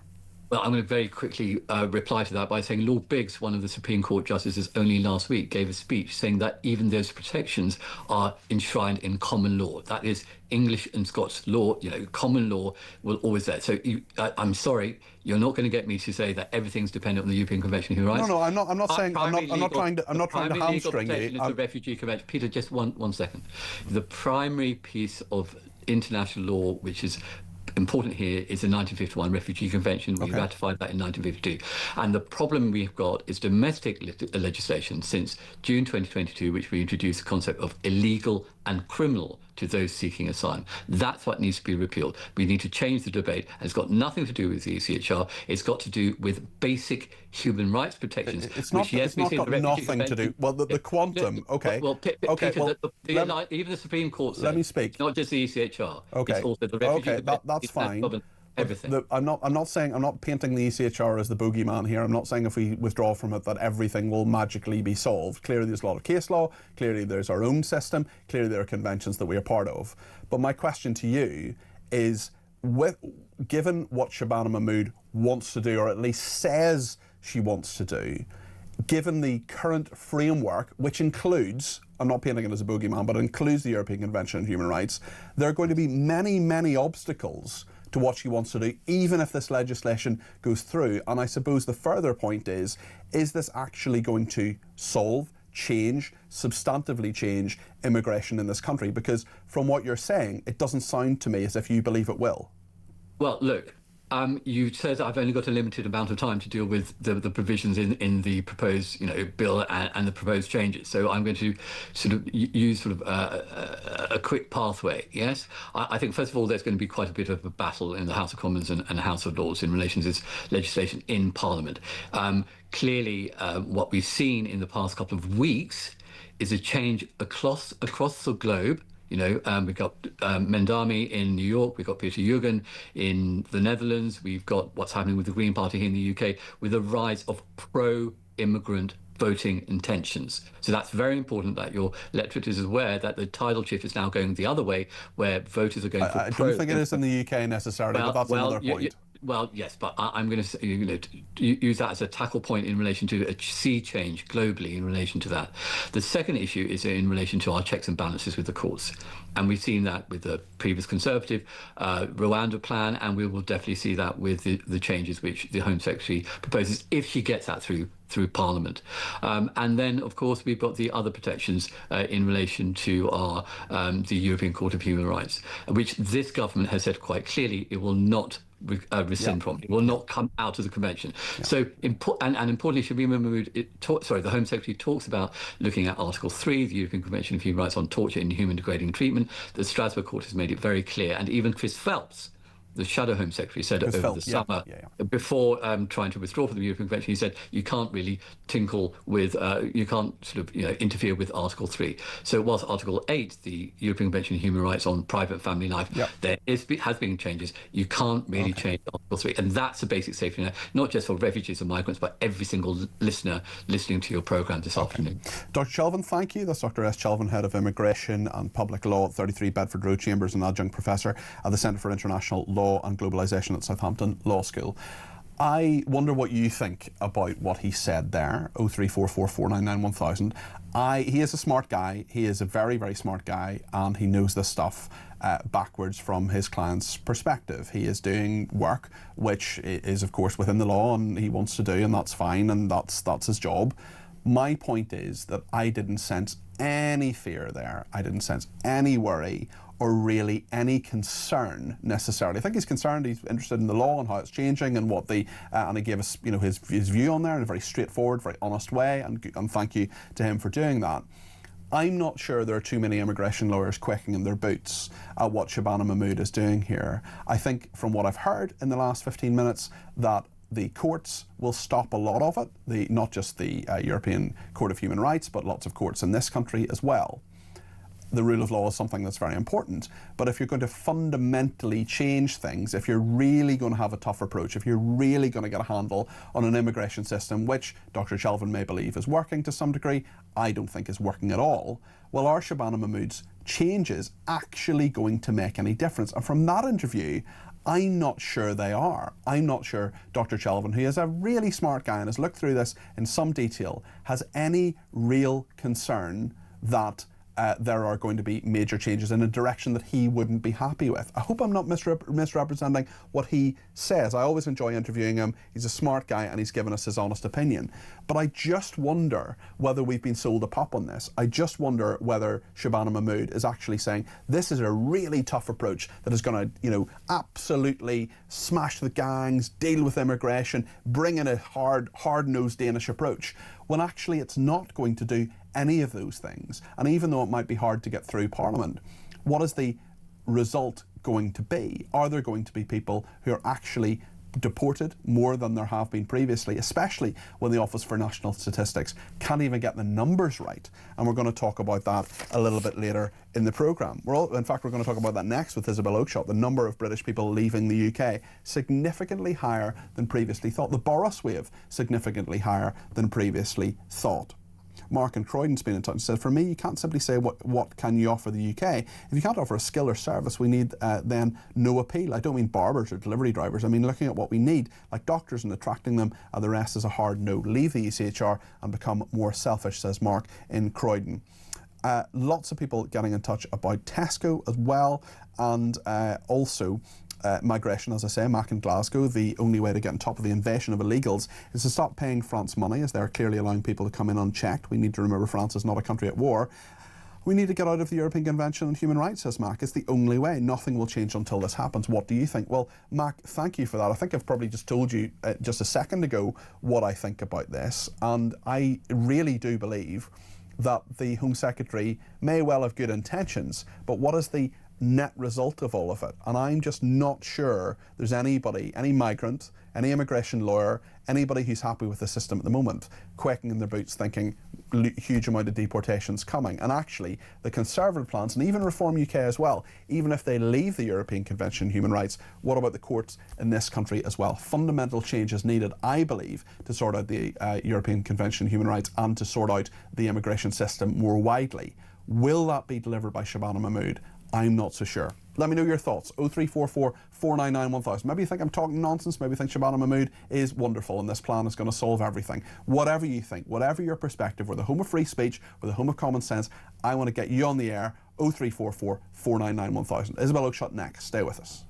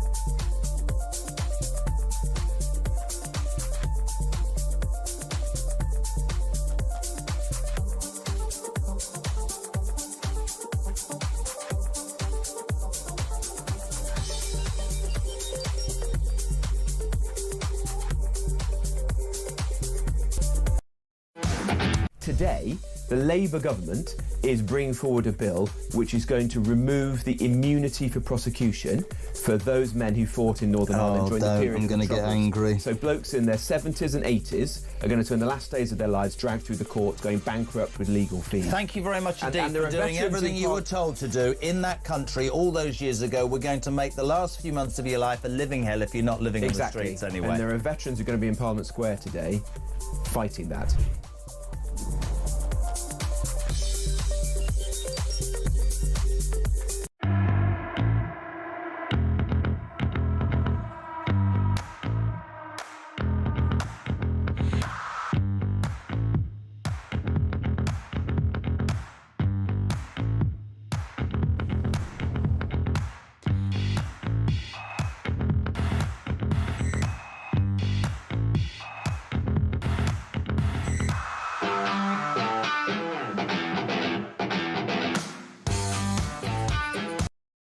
Across the UK, on DAB+, on YouTube, on your mobile, and on your side.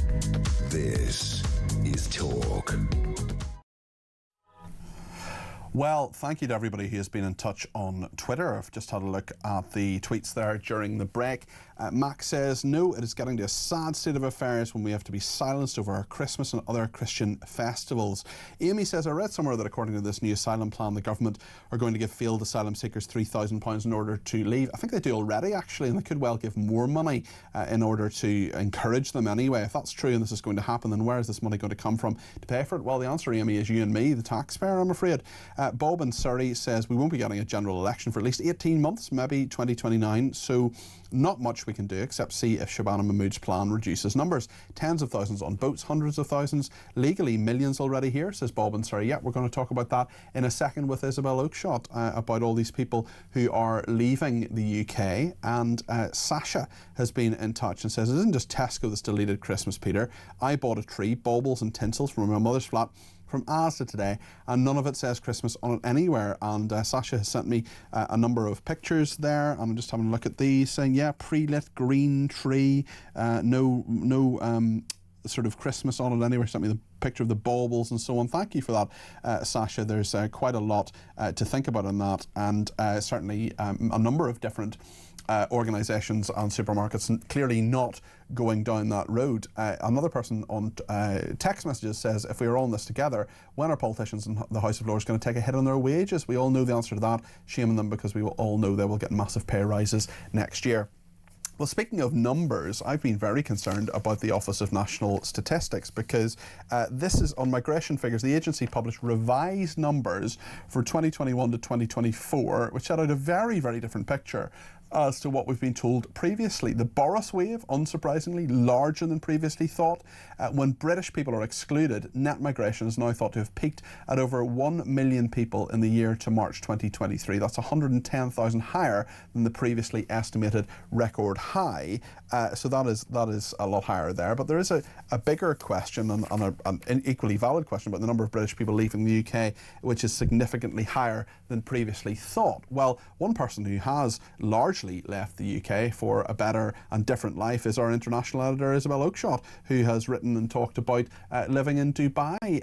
Maybe you could just tell us a little bit about that, Isabel, and then give us your reflections on these figures today about many people are doing the same things as you are.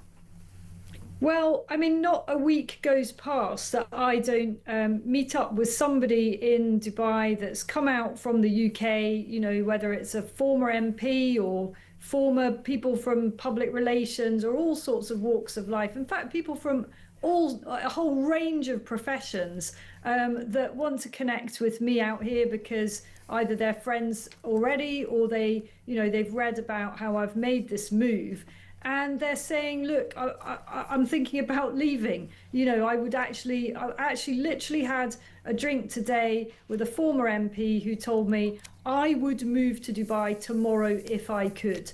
And why is that? Well, it's because basically people see no short-term respite from the relentless woes that the UK is currently suffering. And, you know, we barely need, because we talk about them all day on on Talk, don't we? Whether it's the spiralling crime around asylum hotels, it's the fear of crime as much as the reality of crime, whether it's shoplifting, all the things that we talk about all day are what people are looking to escape from. And whether it's the United Arab Emirates or Italy or America, you know, people are basically fleeing the country. And that is an absolute tragedy. You know, it gives me no pleasure in a sense, to have left my home country. Home is home. It always will be. You know, I still feel an absolute patriotic love for my country, but I also feel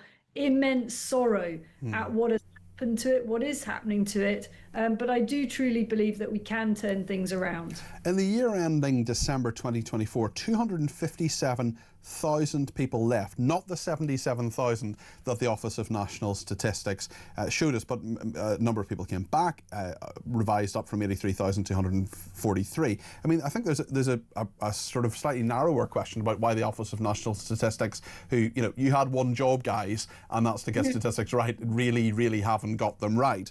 But also why so many people are leaving. And actually, I hope you don't mind me saying this. I was once told never, ever comment on a woman's age. But there are people, shall we say, younger than both of us, Isabel, in their 20s perhaps, who are saying, actually, if they want to buy a home, if they want to earn more money, and if they want to take the opportunities that perhaps are more difficult to do a little bit later in life, or if you have kids in school or whatever, actually, they're leaving for places like Dubai, Isabel. Well, let me give you a very personal example. My own son, who's 18 years old, has just moved out to the United Arab Emirates to begin a career in real estate, doesn't want to go to university, doesn't want to be saddled with debt, and sees potentially more opportunities in this environment right now. Again, home is home. The UK is home. We are British people, but there are 250,000 British people living in Dubai, so often it feels kind of like home in any case. And I think that is, in some ways, that's an underexplored story. That, you know, the focus is often on the super rich, of which I'd love to be, but certainly am not. You know, the flight of wealth, the flight of wealth creators. We all know that billionaires, apart from maybe Rachel Reeves hasn't quite understood this, that multi-squillionaires and billionaires are highly mobile people. They don't stick around. You know, I've got a good friend who is in that category and once told me, and I actually thought it was a bit sad at the time, he said, you know, I see countries like hotels. You know, if I'm living in a country that has become a 3-star hotel, is charging 5-star prices, I'm getting out of there. I'm moving to a different hotel. And I remember thinking at the time how sad that was, you know, to have such a little affinity for your home country. But I sort of understand that is the mentality of the super rich. And it's not just the billionaires either, Isabel, because there are a lot of people who are now thinking, actually, it's not that, it used to be, I mean, years ago, when you moved to another country, you know, you'd never see your family again, or it would be rare to do so. They probably weren't coming out to see you, you probably weren't coming back for Christmas. But now air travel is cheaper. We have so many ways we can contact people essentially for free if we ring them through WhatsApp or whatever. There's a lot more access to being a kind of global citizen, isn't there? And that's part of it. Is nationality less important now, do you think? Because we have so many viewers and listeners, and I put myself in this category as someone who feels I'm trying to kind of cling to what Britain is. I don't know really what it is now, but I know what it was, and I feel so much has been lost. But I just wonder, as we're in a more globalised world, well, actually, is nationality or borders, dare I say it, less important?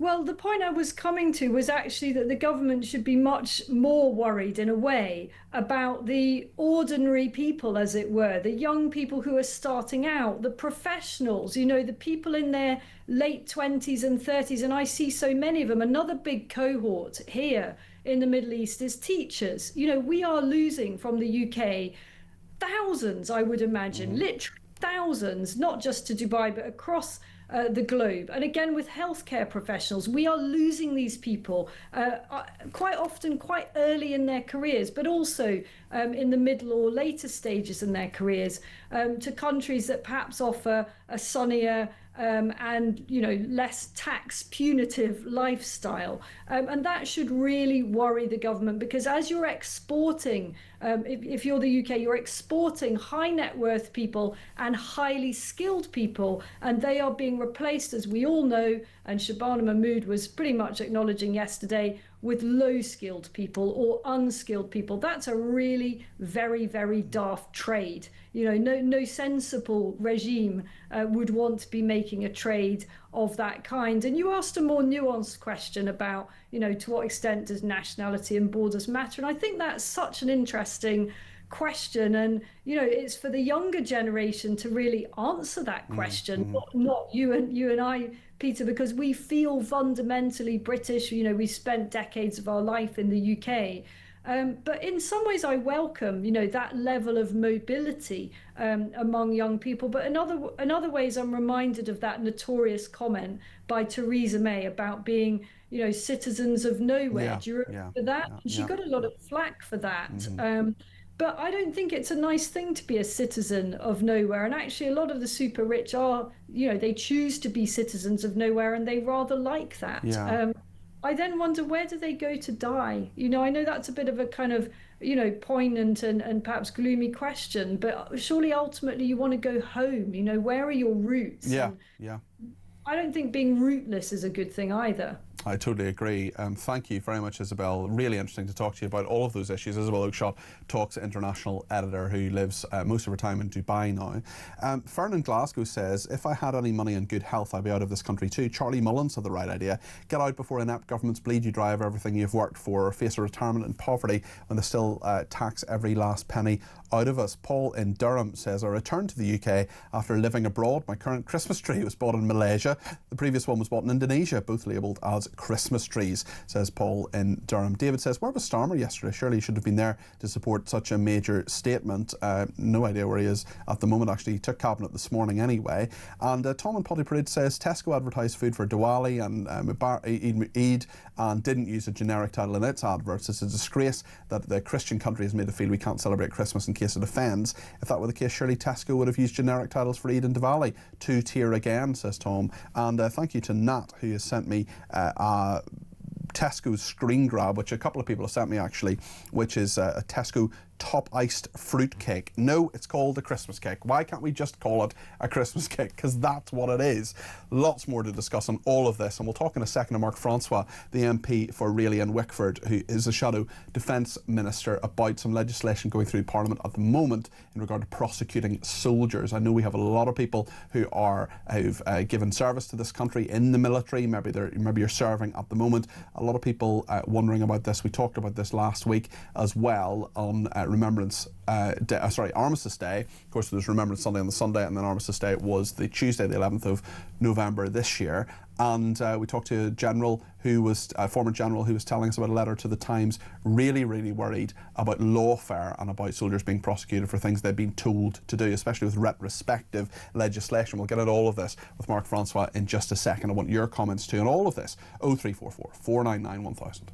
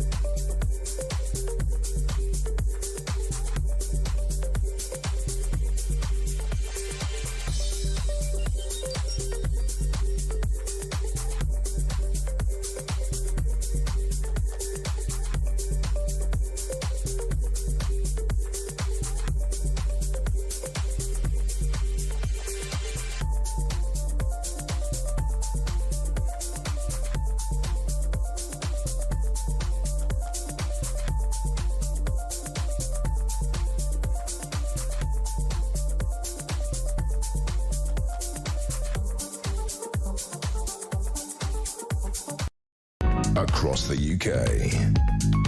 On DAB+. On YouTube. On your mobile. And on your side. This is Talk. Right then, let's talk about a piece of legislation going through Parliament at the moment. This affects many soldiers from the past, who the vast majority of whom served with great bravery and distinction in Northern Ireland. 300,000 people served in uniform in Northern Ireland during the Troubles. A number of them now have been held, prosecuted more recently for things that happened even more than 5 decades ago. Mark Francois is the Shadow Defence Minister and joins me now. Mark, just give us a sense of what Parliament is discussing at the moment. Thank you, Peter. I've literally come a hot foot from the House of Commons chamber where the debate is in progress, and forgive me, I'll have to nip back fairly shortly. Totally appreciate you stepping out, Mark. Thank you for that. I just wanted to give your viewers a flavour of what's going on.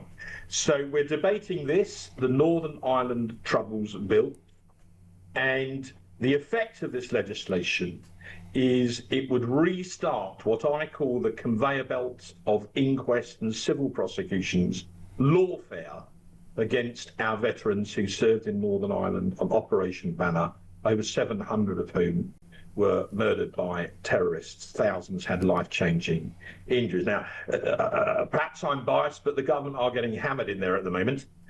And I intervened on Tony Benn, the Northern Ireland Secretary, during his opening speech, and said... Hilary Benn. I'm sorry. Yeah. Forgive me. Sorry, Freudian slip. Son of. I intervened on him and I said, basically, if your bill is so good, why have 9 retired very senior officers, 8 4-star generals and a 4-star Air Chief Marshal, written an open letter to the Times, unprecedented in all the years I've been an MP, and I've been an MP for nearly a quarter of a century, describing your bill, Secretary of State, as a direct threat to national security.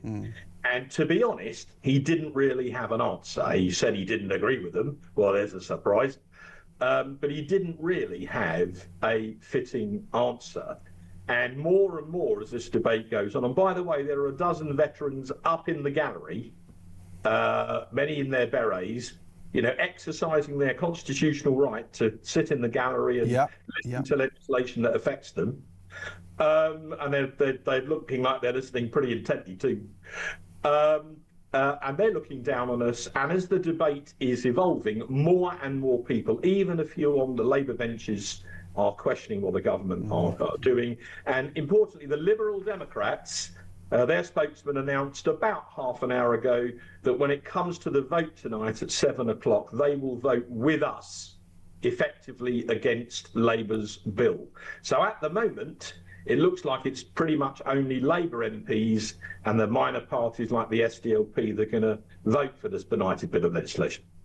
It will almost certainly go through, though, because of Labour's majority, certainly, Mark. So I just wonder, you're raising these points, you're putting these points in the public domain, you're challenging the government, you're opposing doing what you're meant to do. I just wonder, will it have an effect, do you think, between now and 7? Is there any prospect of the government changing its mind, even in small ways? If you look at Hilary Benn's opening speech, I doubt it. We'll wait for the minister's wind up.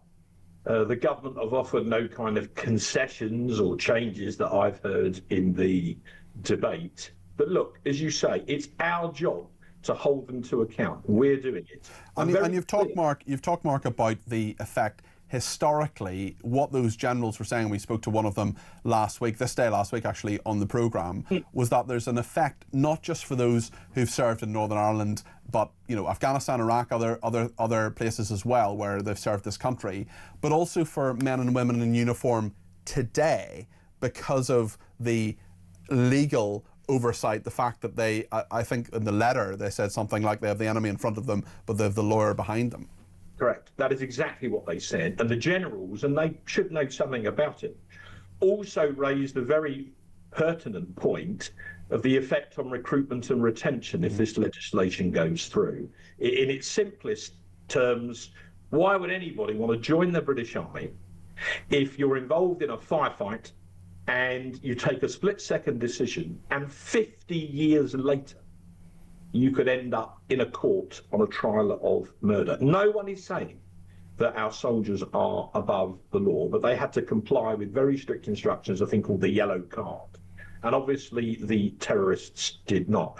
And the fact that these generals have broken cover is very unusual for senior officers, even retired officers, to do. And the Labour Party are now under real pressure on that in the chamber. Now, if they win the vote tonight, I believe it will be a Pyrrhic victory for Labour.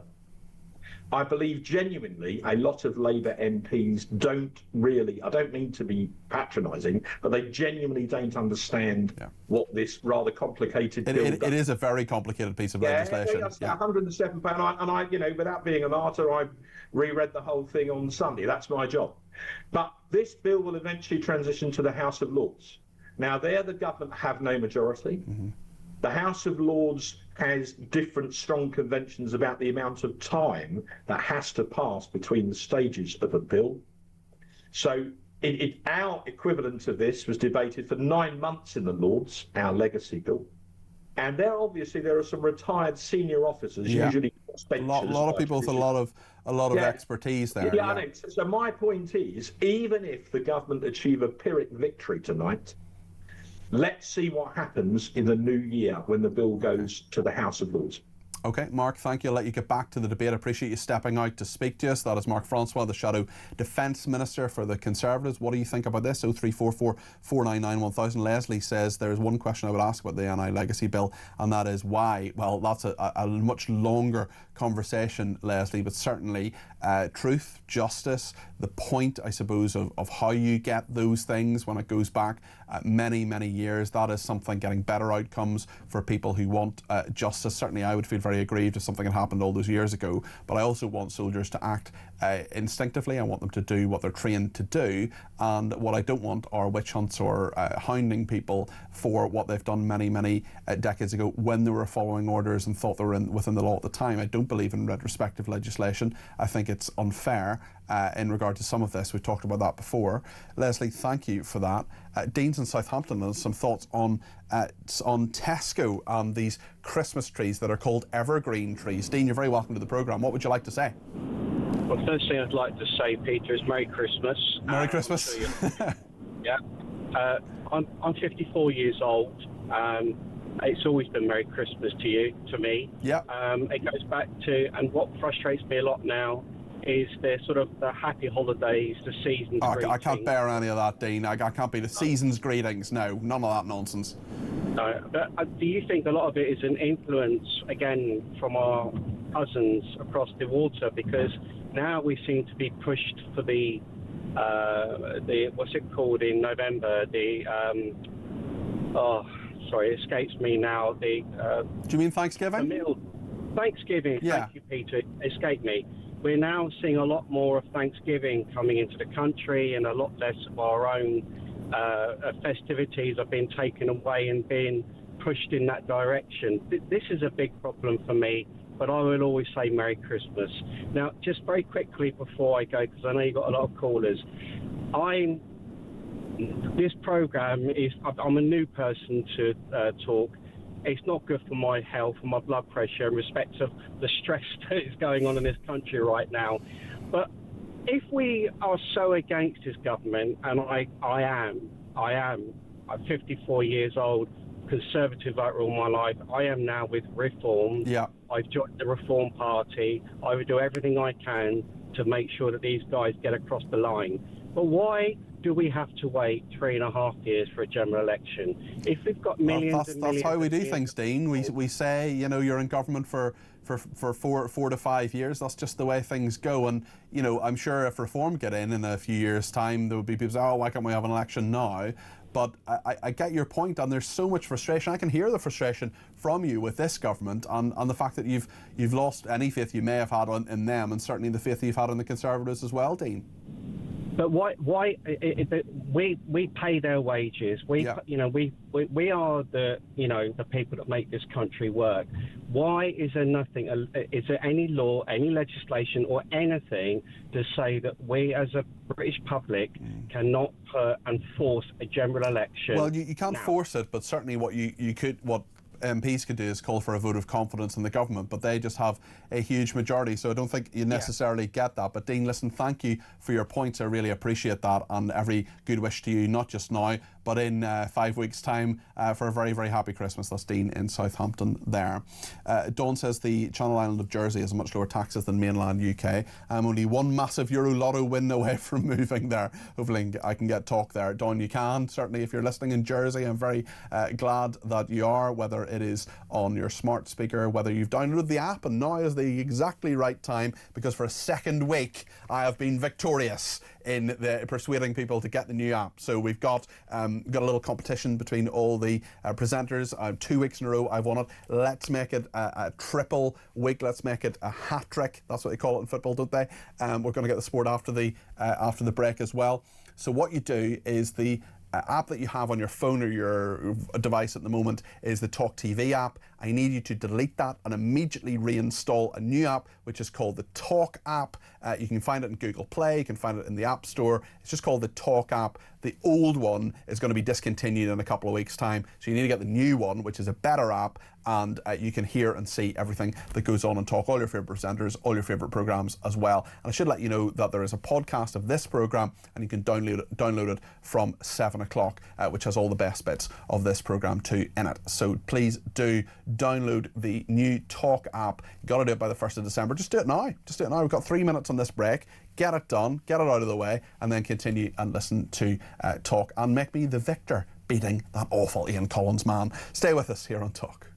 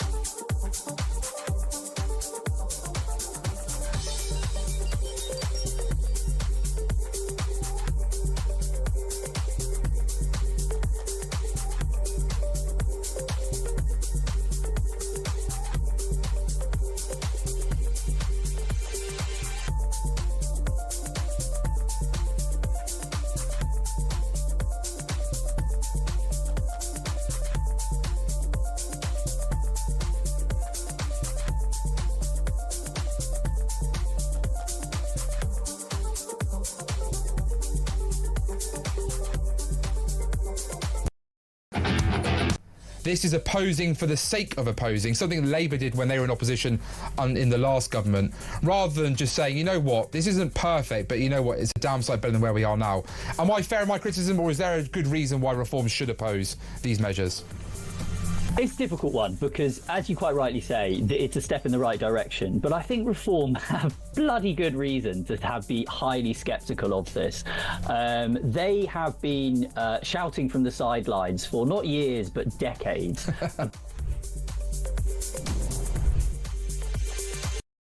Across the UK, on DAB+, on YouTube, on your mobile, and on your side. This is Talk. Dean has been in touch and says, why don't we push for a vote of no confidence in the government? Is this not possible, or does it have to come from within our ruling classes? It does have to come in Parliament. They'd have to have a parliamentary vote on that, and Labour, of course, has a huge majority at the moment, so I think it's highly unlikely that that would happen.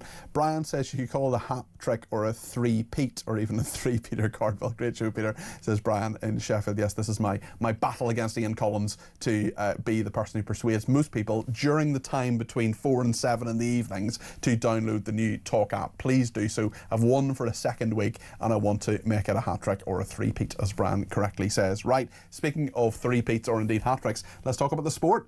Sports news from The Sun.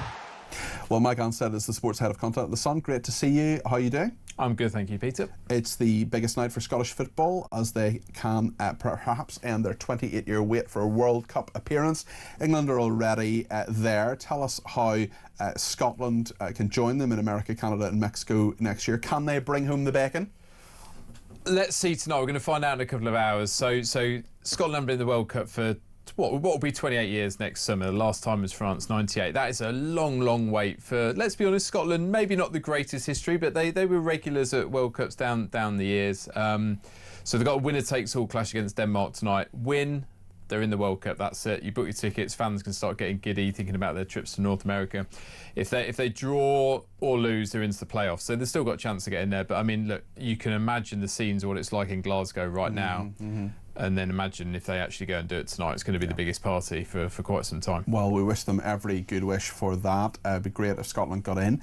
In the Premier League, Arsenal have been dealt a blow in their title push. One of their key players picked up an injury. Tell us who's out. Yeah, so Gabriel, the key defender, the Brazilian, he went off playing for Brazil actually at the Emirates Stadium the other day, playing against Senegal and friendly.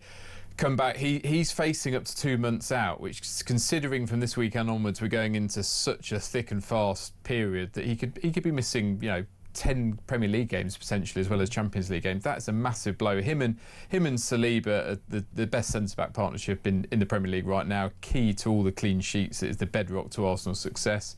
Losing him is a massive blow. So look, they start off with the North London derby against Spurs on Sunday. Let's see how they get on from there. But it's a huge blow for Mikel Arteta. Well, let's hope Gabriel is soon ready to rise again. We're just 3 days away from the start of the Ashes. Two old enemies go head-to-head. Tell us the latest from the camp in Australia. Right, so we're dealing what we know here and now, because obviously Australia 12 hours ahead, so this could change by the time everyone picks up the paper in the morning. But what we did see overnight from Australia earlier today was Mark Wood firing down 95 mile per hour thunderbolts in nets. This is just a few days after we thought he was injured and definitely out of the first test. So we'll wait and see to whether he'll make the team for the first test. That starts in the early hours of Friday morning UK time, 2:30 a.m. So good luck to Peter being up for that one. I'm sure you will be. But of course, that's a big sign for England. I mean, if he's bowling that well and looking fitter than the fit a few days ago, he's a great asset, because they're going in with their fastest bowling attack in years. They've got Jofra Archer fit and firing, Mark Wood going, others going, certainly a more fearsome bowling attack than Australia. If Wood's part of it, that'd be quite a surprise. Well, we'll see what happens. A fascinating time ahead. Thank you very much indeed for coming on with the sport. That's Mike Anstead there, sports head of content at The Sun. Lots of stories to debate today. Thanks to everybody who's been in touch on immigration and China, a bigger threat previously than thought. And now the Security Minister Dan Jarvis talking about that threat in the Commons today. This is what Dan Jarvis said. Our intelligence agencies have warned that China is attempting to recruit and cultivate individuals with access to sensitive information about Parliament and the UK government. MI5 have stated that this activity is being carried out by a group of Chinese intelligence officers, often masked through the use of cover companies or external headhunters. It is not just parliamentarians who should be concerned by this. Parliamentary staff, economists, think tank employees, geopolitical consultants and government officials have all been targeted for their networks and access to politicians. I urge all parliamentarians and their staff to be wary that China has a low threshold for what information is considered to be of value, and will gather individual pieces of information to build a wider picture. That is the Security Minister, Dan Jarvis. Clearly there are real worries from the Speaker, Lindsay Hoyle, MI5, the Security Services and the Security Minister about staff in Parliament and those around them as well. We know that spy case collapsed. There's a lot happening in Parliament at the moment, not least about the Veterans Bill we were talking about earlier on with Mark Francois, and also the immigration legislation that Shabana Mahmood was talking about. More detail coming out about that. And this texter says, if Mahmood achieves anything, it begs the question, why is it taking so long and what will happen afterwards? Not much is my guess. One person says, we are really at the limit on tax now. People are being dragged into 40% tax, council tax increases each year. That is punitive. We pay tax on savings, interest and money that has already been taxed. Reeve will destroy us next week. Well, that is, of course, the budget. Full coverage here on Talk of that. Dave in Kingston says, what does the Archbishop of Canterbury, and of course our King as defender of all faiths, say about the issue about Christmas and these evergreen trees that Tesco is selling? And thank you to everybody who's sent me pictures of the Christmas cake that isn't being called a Christmas cake. That was Dave in Kingston who put that message in. Robin Lincoln as well, regarding Tesco changing the name of a Christmas tree to simply an evergreen tree. It does make you wonder, would their diversity team ever consider renaming something connected to Diwali, for example, in case it might offend Christians? I doubt it, says Rob in Lincoln. And Ian says, what is the point of having a government if the law overrides them? Well, the courts are meant to be, I suppose, a check and a balance. Andrew says that legal chappie said leaving the ECHR would make no difference, as already in the common law of England, Scotland, etc. Surely then the question is, if leaving makes no difference, why cling to it? The only difference would be not able to use the ECHR as an excuse, and British judges will be able to judge on very well established laws, says Andrew. Well, thank you for that. Thanks to everybody who's been in touch. We'll take more of your calls, voice notes, texts, however you want to get in touch between now and 7 o'clock. And a very nice message from Angie, who knows that is my final show before I go off on holiday for a couple of weeks. It has been a wonderful stint of 33 days, 33 shows in 33 days. So thank you to Angie. Says, great show as usual. Cardi B, have fun on your time off. You deserve it. It's very, very kind. Well, I am with renewed vigour and vim looking forward to the next hour of discussion. Of course, there's so much to talk about the immigration issue, people leaving the UK. We'll talk about what's in the Sun tomorrow as well. John Lucas is standing by for that. But even more than all that, of course, we have your calls, text and voice notes. 0344 499 1000 is the main number to get in touch with us. We'll take as many of those as we can.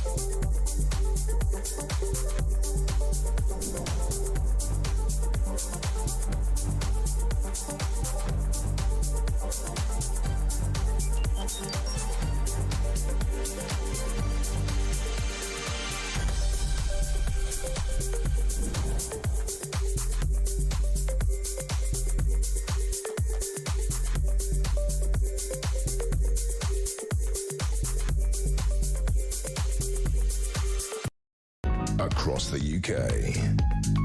On DAB+, on YouTube, on your mobile, and on your side.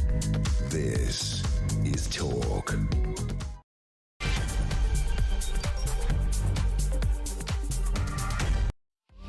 It's just gone 6 o'clock. This is Talk. I'm Peter Cardwell. Thank you so much for joining me on Talk Drive. There's so much to talk about in the next hour before Kevin O'Sullivan takes over between 7 and 10. Kevin Foster is going to join us in a second, the former immigration minister. Are the wheels coming off this immigration deal that Shabana Mahmood is putting out there? We spoke to an immigration lawyer in the last hour. He doesn't seem to fear very much of it, doesn't seem to think it's necessarily going to make a huge amount of difference to the number of people coming to this country. We'll talk about the number of people leaving the country as well. British people leaving the UK, significantly higher than previously thought. Julian Jessup, the economics fellow at the Institute of Economic Affairs, is going to take us through that. We'll also find out what's in the Sun tomorrow and get all your thoughts on all the issues of the day. Whatever it is you want to talk about, whether it's Tesco calling Christmas trees evergreen trees or whatever else you want to get in touch with, 0344 499 1000 is the number to call. You can text me 87222 with the word talk in your text. You can tweet me at talkTV. Follow me at Peter Cardwell. You can send me a WhatsApp text message at 0344 499 1000. Send me a voice note on that number as well, less than a minute please, and Tech Up Dave will go through them, we'll play them out. You can also ring me on that number too, 0344 499 1000. So much to discuss here on Talk Drive. Stay with us. Thank you to Sandy on Twitter who says Aldi's Christmas trees are called Christmas trees, probably because Aldi are German. None of this woke virtue signalling nonsense us Brits have to endure. And thank you to everybody who's downloading the app as well. If you're on the talkTV app, you need to delete it and then go to the App Store or Google Play and be sure to download the new app. You're going to definitely need that from the 1st of December. If you do it now, it's a really quick process. It can happen very, very quickly, and then you're all sorted, ready for the 1st of December. It is the Talk app rather than the TalkTV app, so delete the TalkTV app and then download the Talk app. Loads of new features on there, and you can watch and listen to all your favourite presenters and shows. And thank you to Eddie, who has been in touch. He said, we've just downloaded the app. Me, my husband and 5 dogs are all listening via the new app. Well, Eddie, a gold star to you, and many, many thanks for my ongoing battle with Ian Collins to be the person who persuades most people to download the new app, which is great. Right then, let's talk about immigration, the big issue dominating the political discourse this week. And if you have thoughts on it, do give me a ring, 0344 499 1000. Let's just remind ourselves of what the Home Secretary Shabana Mahmood set out in the House of Commons on this yesterday. The burden that has fallen on this country has been heavy. 400,000 have sought asylum here in the last 4 years. Over 100,000 people now live in asylum accommodation, and over half of refugees remain on benefits 8 years after they have arrived. To the British public who foot the bill, the system feels out of control and unfair. It feels that way because it is. The pace and scale of change has destabilised communities. It is making our country a more divided place. Anna Mahmood there, the Home Secretary, outlining all of this. Well, Nigel Farage held a press conference today. The leader of Reform UK had this to say about the immigration deal. Now, I do think we're setting the pace on a number of things. I thought, despite her protestations, I thought a lot of what Shabana Mahmood said yesterday was driven directly by fear that Labour are losing votes, particularly in the Red Wall, to reform. And rhetorically, we would agree with a lot of what the Home Secretary said. Nigel Farage there saying he would agree with a lot of what she said. Very, very interesting. Let's speak to Kevin Foster, who is the former immigration minister. Kevin, thank you for joining me this evening. We spoke an hour ago to Dr. S. Chelvan, who's an immigration lawyer. There didn't seem to me, and I don't want to mischaracterise the discussion here, but there didn't seem to me to be a huge fear from immigration lawyers that this is really going to change things to a huge degree because of what they would, I imagine, argue would be the safeguards not just of the European Convention on Human Rights, European Court of Human Rights, but also courts in this country. I wonder how much difference you think this legislation will actually make. Well, good evening, Peter. I think it's safe to say takes us probably in the right direction. It's a welcome change of tone from the government. You know, no more smash the gangs and pretending that was magically going to deal with things. But it's not a huge fundamental change. Yes, there are some changes in there, longer periods of time to wait for settlement, probably family reunion changes. It's worth pointing out there was a record year for issuing family reunion visas to those who had claimed asylum successfully in the UK, about 20,000. So you'll see some numbers and numbers around the refugee and asylum system go down. But is this an absolutely fundamental change? Well, despite the protestations of some on the left, you know, the UK will still be signed up to ECHR rights, in particular Article 3 and Article 8, the Statelessness Convention, the Refugee Convention, and other bits of law that have generally been used to frustrate the enforcement of the rules. Because you can have a great set of asylum and immigration rules, but the core real challenge comes when you actually need to enforce them and start removing people out of the country. That's when the real test of this comes. And this is one of the points as well, Kevin, because if you have a new system that Shabana Mahmood says you've one application for asylum and one appeal and that's it, well, that doesn't sound to be particularly practical. I think it would be a good thing to implement, but is it actually something you think will happen? Because our immigration lawyer a little earlier on said he just didn't think the courts would be standing for it. I just wonder what your instinct is as someone who's been immigration minister. I think it is something that could actually be implemented, and I'll say this why. Most lawyers have a sense of the criminal courts system, where, for example, if someone's tried for a crime, yes, they can put an appeal in, but they can't run an entirely new line of defence a week later, having been convicted of a criminal offence. You know, the courts will say, well, hang on, you said it wasn't you. You can't now come here and say, oh, it was me, but I didn't mean it. It was, you know, that's what you can't do. And then you have the appeal process. So there's certainly a lot to be said for that type of approach. That said, there will still be things like putting in certain further submissions and whatever else, and challenging effects of removal. And this is where the ECHR in particular really comes in, is when people say, well, I've been here a couple of months, you know, my kid likes chicken nuggets, or, you know, those it would be really absurd damaging to my excuses. friendship. Yeah. That's when you get a lot of these challenges, is when you actually come to the removal directions where people have failed, including a lot of people who their Home Office has already rejected and then struggles to get out of the country. Yeah, and I do wonder whether the overall net effect of this will be a deterrent effect. Do you think it will? It might have some impact, but the numbers have been spiralling really since Labour came in. They hit the peak in 2022. They weren't great when the Conservatives were there either, Kevin. No, they weren't, Peter, but they were falling quite considerably. Although the Boris way of numbers, the Office of National Statistics has increased those. So, I mean, clearly there were many problems.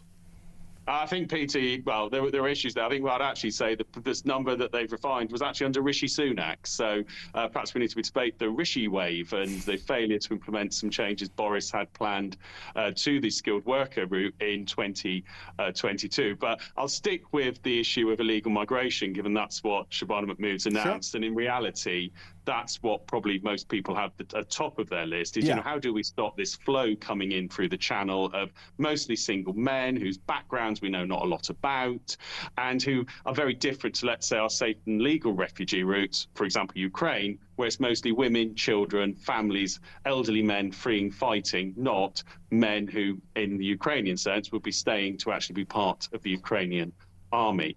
So in terms of this area, you know, I think this is probably a change of direction from Labour. Will it dramatically change the numbers? Probably not. It may stop them getting a little bit worse. It might drag them down a little bit. But the real question for the government's going to be is, are you prepared to start removing people back to places like Afghanistan, Eritrea? If not, or if you can't get agreement, you know, remember we're going to have to deal with the Taliban to send people back to Afghanistan, then can you get a third country agreement, i.e. Rwanda? And I have a sneaky feeling that sometime in about the next 6 months, they won't call it the Rwanda plan. It'll be the Central Africa plan, or it'll be the country somewhere else plan. But something like that is also going to have to be brought back to answer the questions about where you send people if you absolutely cannot get agreement, or it's just a country you could not send even an RAF plane into. There may well be an increase in these safe and legal routes. There are only really 3 at the moment: Afghanistan, Hong Kong and Ukraine. If there is an increase in these safe and legal routes, well, clearly there's going to be an increase in the levels of migration and the levels of people seeking asylum and immigrating to this country. So given that is a key part of this proposal, surely the numbers will go up in that regard as well. What do you make of that particular part of it, Kevin? Yeah, it's interesting to read the points around safe and legal routes. But from my own experience, if you want to hear an SNP council leader talk like Nigel Farage, just ask them how many spaces they'll be offering in their council for refugee resettlement. Yeah. It's quite remarkable. When I used to get letters from councils demanding, there should be 10, 20,000 visas for Syrian refugees during that time. That was some of the campaigns going on. Then we'd write back saying, well, thanks for your letter. Perhaps you could let us know how many spaces you're prepared to offer in your own area. And, things went very quiet. Glasgow was usually about the only place that would actually follow through with what it was calling for. So they're saying these routes will be based on what is community capacity. Well, if that's based on the spaces and numbers offered by local councils, then I suspect the numbers might be quite low, not least with the absolutely stunning hypocrisy that Shabana Mahmood rightly called out from the Green Party's deputy leader, who, we're going to hang out the flags to say refugees are welcome here, just not quite here where I live, which has been quite a remarkable turnaround. Speaking of turnarounds, what do you make of the fact that Nigel Farage is actually welcoming some of this, and Kemi Badenoch of the Conservatives is saying they can work with Labour on this? Because most of the opposition seems to have come from the left. You were indicating some of it there. It seems to have come from the left rather than necessarily the right. But actually, within that, Kemi Badenoch and Nigel Farage would go a lot further and withdraw from the European Convention on Human Rights.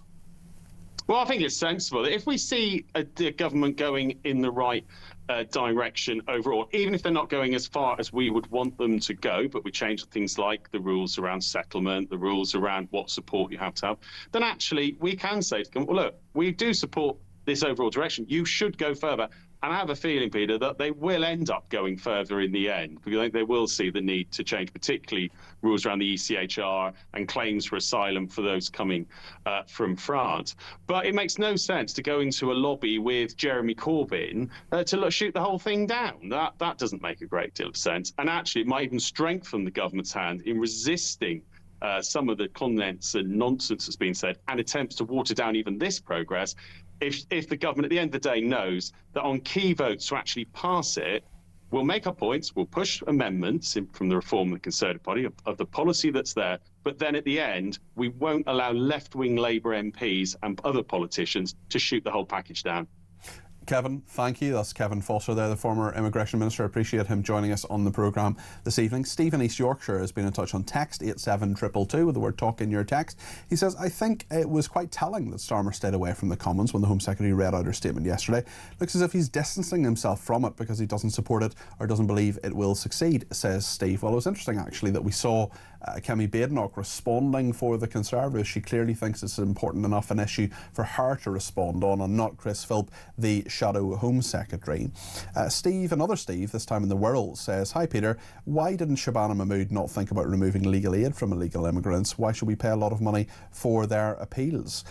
Quite a number of people getting in touch about Christmas trees and Tesco, the story we're talking about Tesco's saying that actually they're not Christmas trees, they're evergreen trees in some cases anyway.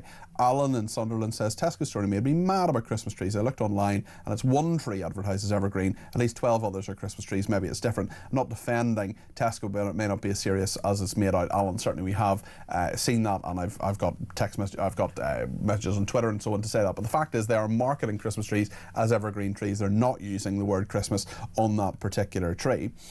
Leslie says, Merry Christmas. Where is the new Archbishop of Canterbury standing up for our Christmas, says Leslie. Maybe she's more interested in abortion rights. Ernie says, why are Tesco taking on its own back to cancel Christmas trees? Have they asked someone if it upsets them? No, they haven't. Who would be upset? Muslims acknowledge that Jesus Christ was born in the Holy Lands, and so do Jews. Tesco are being pathetic. I, for one, won't be buying their evergreen trees. In fact, I think I'll boycott them altogether. I'm not a religious person, but I respect people who are, says Ernie. I feel the same way, Ernie, so thank you for that. Another Steve, gosh, lots of Steve. Stephen Hull now says, Peter, with the upcoming tax increase, I'd like to see where 100% of my tax that I pay is going, e.g. NHS 4%, the environment 2%, the roads 1%, schools 2%. Do you know if this has ever been done before? I'd be really intrigued just to see where my tax is going. Steve, yeah, you can go on various websites. I think actually our next guest is Julian Jessup, an economics fellow at the Institute of Economic Affairs. I tell you what, Steve, I will ask him this exact point, because I'm sure that information exists, and I know there was a proposal, I think it was from the Department of Work and Pensions, to do a kind of pie chart of where your taxes go, but of course so much of it goes to welfare and so much of it goes to the NHS that some people might not be happy with that. I'll ask Julian Jessup about that and see if he can maybe point you, Steve, to a website. I just don't have one off the top of my head, but there will be somewhere that will break it down, maybe even in more detail than you would want necessarily. But Steve, I will ask Julian Jessup that in the next segment. If you just stay with us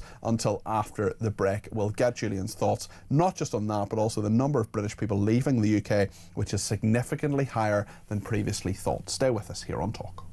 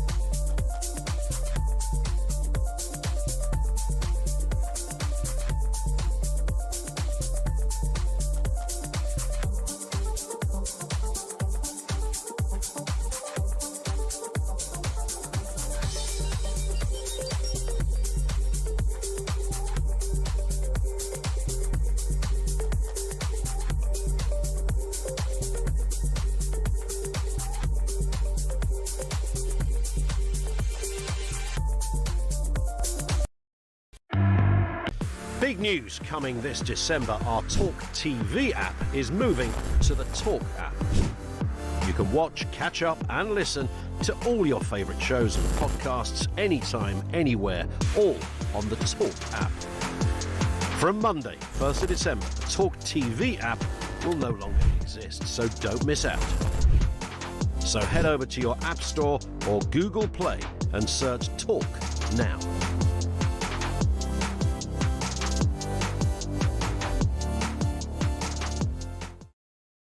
This is opposing for the sake of opposing, something Labour did when they were in opposition in the last government, rather than just saying, you know what, this isn't perfect, but you know what, it's a damn sight better than where we are now.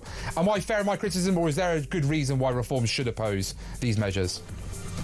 It's a difficult one because, as you quite rightly say, it's a step in the right direction. But I think Reform have bloody good reason to be highly sceptical of this. They have been shouting from the sidelines for not across the UK, on DAB+, on YouTube, on your mobile, and on your side. This is Talk. Well, the Office of National Statistics is, unsurprisingly, an office that puts together statistics in regard to the nation, and you would expect they would know how many people, I don't know, live here, left, came back, but apparently they got it horribly, horribly wrong. And rather than the 77,000 British nationals who were thought to have left the UK in the year ending December 2024, it was actually nearly 5 times that, actually, 257,000 who, in fact, left. Well, let's talk to Julian Jessup, who's an economics fellow at the Institute of Economic Affairs. Julian, you're very welcome to the programme. And just before we get into this, actually, I don't know if you heard what Steve asked previously. Maybe you have an answer to this. I'll just remind people. He said he wanted to know where his tax goes, all the different percentages. What would you recommend to Steve to find out where the different percentages of money go to? Is there a website? Is there somewhere that could tell us this, Julian? Yes, well, thanks for the heads up. I did a frantic scrambling around. I think actually the best place to look is the Office for Budget Responsibility. The much maligned independent fiscal watchdog does publish a breakdown. And for those of you who follow me on Twitter, or now X I should call it. I'm going to post the link to that, but it does show the breakdown of the public spending over the last year. And it shows that the really big elements are frankly what you would expect. So it's things like health and social care is about 200 billion a year. Benefits, including the state pension, another few hundred billion. But a surprising amount also on debt interest. So we're paying an enormous amount of money just to finance the debt that's built up over the last few hundred years. So that's, the order of 100 billion as well. So the figures are available on the website of the Office for Budget Responsibility, and I'll post a link on my my Twitter page. Brilliant. Later. Well, Julian's Twitter is Julian H. Jessup, at Julian H. Jessup. So Stephen Hull, if you want that, go to follow Julian on, oh, you follow me, but I don't follow you. Right, we're going to end that now. I'm now following you, Julian, which is good. Julian H. Jessup, at Julian H. Jessup, and Steve, and anybody else who's watching or listening who wants that link, Julian will post that a few minutes after this interview. Right, on what we've got you to talk about, 77,000 British nationals we thought had left the UK in a year to December 2024. In fact, 257,000 left. How can you get a statistic like that completely wrong? I mean, surely the Office of National Statistics sort of has one job, really, don't they? Well, I'm going to give a shout out to the statisticians at the ONS here. I think they've done a good job in correcting a long-standing problem. So the difficulty here is that, of course, if you're a Brit moving in and out of the country, the paperwork's actually relatively simple. You just have to show your passport on the way in, show your passport on the way out. So it's actually quite hard to track long-term migration by British people. The way that it used to be done, and many of the viewers and listeners here may remember this, is basically, ladies standing at the checkout, at the exit points with a clipboard and asking you why you were leaving. So there was basically a pretty crude sample based on a survey that was pretty unreliable. So what the ONS has done is done something more sophisticated. It's looked at data from, for example, the Home Office and the Department for Work and Pensions to come up with much better numbers. So that's the reason for the revision. We've now got a much better idea of who is leaving. And although the numbers are large and scary, at least we've got a better sense of what's actually going on. Yes, and it is good to know what's going on. Immigration, clearly, very, very big issue, the dominant political issue of the week. I just want to remind ourselves about what Nigel Farage has been saying about Shabana Mahmood's plan. This is what the leader of Reform UK has been saying. Now, I do think we're setting the pace on a number of things. I thought, despite her protestations, I thought a lot of what Shabana Mahmood said yesterday was driven directly by fear that Labour are losing votes, particularly in the Red Wall, to reform. And rhetorically, we would agree with a lot of what the Home Secretary said. Nigel Farage there, the leader of Reform UK. Julian, with these immigration plans that Shabana Mahmood has, statistically, do you think they're going to make much of a difference? Well, a lot of it is about political will, and I think the government is finally showing the political will to tackle this, and that's probably the most important message from the last few days. The problem, of course, as ever, is that the devil will be in the details. So it may well be that some routes for illegal migrants are being closed, but others are opening up. So if there's still the potential for a lengthy appeal process, then the human rights lawyers and other activists will do their absolute best to bypass the new restrictions that are being put in place. So I would still like to see more detail, but as I say, the political will does finally seem to be there to tackle this problem. So I'd give the government at least some credit for that. But I suppose, as you say, it is a question of how much the courts fight back and how much can actually be done, not just in regard to the European Convention of Human Rights, European Court of Human Rights, but also the courts in this country as well, and how determined they are to be overly compliant, I would argue, with the ECHR as well. Yes, that's right. And approaching this, of course, from an economics point of view, you need to sort of change the economic incentives to come here. So there are a great many different problems here. I mean, one is the legal system, but another is that it's relatively attractive for people to come here. And we're in a ridiculous position where people who are already in France, which is clearly a relatively safe country, are nonetheless choosing to make that incredibly dangerous journey across the channel, risking their lives, maybe the lives of their children, in order to do that. And that's partly an economic issue. You know, they feel they'll be a lot better off in the UK than remaining in France. So we need to address that problem as well. It's not just a sort of a legal problem, it's also an economic problem to do with the benefit system and various other things going on as well. Yes, the attractive things, the things that are drawing people in. Just looking ahead to the budget next week, Julian, how much will immigration, do you think, be part of the conversation around that, or is it all about raising taxes and trying to get the books to balance in that regard? Well, it might come up. I mean, one of the reasons why spending is much higher than it should be is the additional money that's being spent on housing asylum seekers and other people who arguably shouldn't be here. So it might come up, but I suspect it won't. It's clearly something that, you know, most people in the government feel uncomfortable talking about, and I don't think Rachel Reeves will major on it. I do think, by the way, that we will get a very large package of tax increases next week. And where do you think they will come from? Because we're pretty sure it's not going to be income tax now after that U-turn from Rachel Reeves. Well, I'm not even sure about that. I think if she has to raise anywhere near, say, 30 billion, which is my best guess, then probably about 10 billion of that will have to come from income tax. The difference is it will come from extending the freeze on thresholds, a sort of stealth tax. Although she said last year, of course, that would hit working people and be unfair.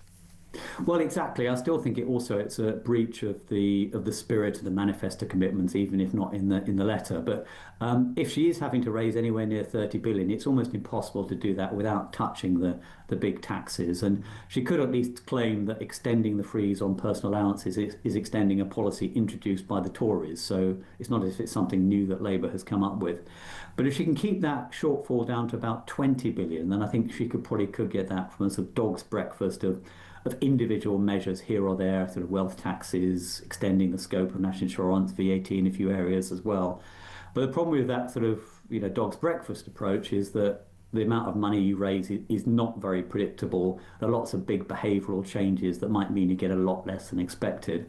And you're pretty good to end up damaging saving and investment in the economy in the process. And we've seen as well, not just the number of people who are British leaving the country, but staying away as well. We spoke to Isabel Oakeshott earlier on, our international editor. Lots of people seeing tax regimes and other things as much more attractive. Now, in terms of, we've talked about the people coming to this country, the people leaving this country often want a better life elsewhere, free of the shackles of such high taxation. I mean, is there any sense in your mind that the budget will be any attempt to get public spending under control with public spending cuts, or is that just something that's anathema to Rachel Reeves? No, I think quite the opposite. I think this budget will actually increase spending in a number of areas. So she's already abandoned some of the welfare reforms that might have saved, say, 6 billion from the spring statement. But on top of that, I think she'll be increasing welfare spending more in other areas. For example, scrapping the two-child cap on benefits. As to the people that are leaving, I mean, the data are a lot better, but we're still not entirely clear who is leaving. There is, for example, maybe a big difference between a young tech entrepreneur going to Dubai or an elderly couple retiring to Spain. So I'd still like more detail about who's leaving and why. But I think there's lots of anecdotal evidence, and I think almost everybody knows somebody where a young person in particular has chosen to leave for somewhere where the environment is more favourable in terms of, you know, the tax regime, business regime, you know, everything seemed to work a lot better. So I'm sure that a lot of the people leaving are leaving for economic reasons, and they're a big loss to the economy. Thank you, Julian. I really appreciate your analysis this evening. Julian Jessup there, Economics Fellow at the Institute of Economic Affairs. I want to get a voice note now from Joe, who's been in touch about these asylum reforms. This is what Joe has sent us in as a voice note. You can do the same thing. 29 minutes left between now and 7 o'clock. 0344 499 1000. You can send in your voice notes via WhatsApp. Let's hear what Joe has to say. Do you know what? If we can't leave the ECHR because Starmer's friends are all human rights lawyers, he doesn't want them out of a job because they will do. All these chambers will crumble.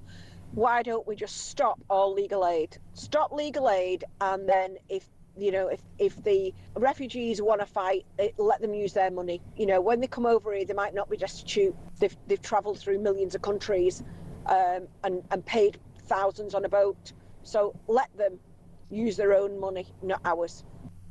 Joe, I am completely sympathetic with what you say, but I also know that if that were the case and they said no legal aid for immigrants or particularly for asylum seekers, they would say that was a breach of their human rights. I know it is absurd. I am totally aware that it is absurd, but that is the argument that would have been made because of their right to legal representation. They would argue, despite the fact they've contributed nothing to the economy. So we're through the looking glass with an awful lot of asylum legislation, systems, and I just wonder, and I think we need to be maybe even a little bit more cynical than we are about whether Shabana Mahmood's plan will actually work. Will the numbers come down? Will it actually put anybody off getting on those boats and coming across to our country?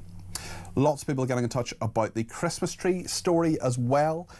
Jane says, just don't buy Christmas trees from Tesco's. That is certainly her thought on all of that. And another message that has come in from Nat, who is living in Tel Aviv in Israel. She says, as a Russian Israeli with children who separately are US and British passport holders, I'm quite happy to celebrate everything from Thanksgiving to New Year with Hanukkah and Christmas in between. But just for you, Peter, I will refrain from calling the whole lot winter holidays, tempting as that would be. Don't call them the holidays. Don't say holiday season. Don't say season's greetings. Say Happy Christmas, because that is the reason for the season. It is about the birth of Christ. I am agnostic. I don't know what I believe, but what I do know for sure is that Christmas is about the birth of Christ. Don't call it Xmas, please. Call it Christmas. One of my absolute bugbears. It's coming up in about 5 weeks' time, and I hope everybody has an absolutely wonderful Christmas. But there's so much to talk about between now and then. We're going to continue doing it on Talk, and we're going to take a peek inside the Sun in just a minute with John Lucas, who is the night news editor.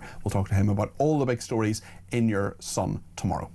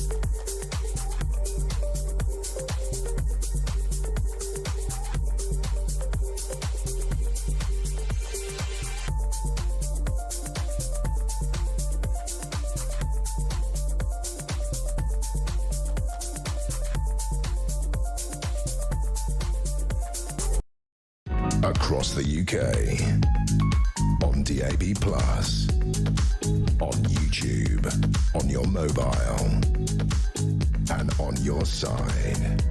This is Talk. Well, thank you to everybody who has been in touch. Just to say, Julian Jessup has very kindly put out that brief guide to the public finances. These are the percentages that Steve was asking about earlier on, and Julian's put that on his Twitter. It's Julian H. Jessup is his Twitter if you want to follow him. Or if you go on my Twitter, at Peter Cardwell, I have just retweeted it. So this is all the percentages that Steve was asking for. Julian says, this came up now in my discussion with Peter on Talk. Here's a great source of data on how your taxes are spent. So there we are. Julian has that up there. And thank you to Jason, who has been in touch from the Lake District, who says, when is Country First Party Second going to be implemented? Well, may you ask. Jason will continue to talk about that in the next 25 minutes or so up until 7 o'clock. And then Kevin O'Sullivan is here between 7 and 10. Right then, let's find out what is in the Sun tomorrow. John Lucas is with us. He's the night news editor. Hi, John. Evening. You well? Yeah, very well, thanks. Tell us about people living in streets named after Andrew Windsor. Yes, well, look, we know all about Mr. Windsor and the controversies he's been through. Nobody wants to be associated with him anymore, particularly his family. And we've seen it with pubs like called the Duke of York and so on, changing their names. Now, lots of people are realising I live on Prince Andrew Street, Prince Andrew Way, Prince Andrew Close. You don't want Prince Andrew Close? Well, exactly. That is the point. And people are finding their addresses now are a bit embarrassing. So they're telling someone where they live and they're getting the raised eyebrows. Right. There is a campaign, so it is all across the country. There are these roads. So we've got in Norwich. There's Broadstairs, there's Carrickfergus as well. It's got Prince Andrew Road, and there's a campaign amongst residents to get these names changed, and we're seeing vandalism of the street signs as well, people crossing out the Prince Andrew bit. Look, it's a slightly light-hearted way into what is a very, very serious story involving Jeffrey Epstein, and tonight's the night where we should get a vote in the US House of Representatives, which supposedly is backed by Trump now. Yeah, that's right. He's changed his mind, hasn't he? He's changed his mind to release the Epstein files. So we've seen over the last few weeks lots and lots of mainly emails and some very creepy information coming out from Epstein's inbox, as you'd imagine. But the full Epstein files could include all sorts of stuff. It won't just be emails.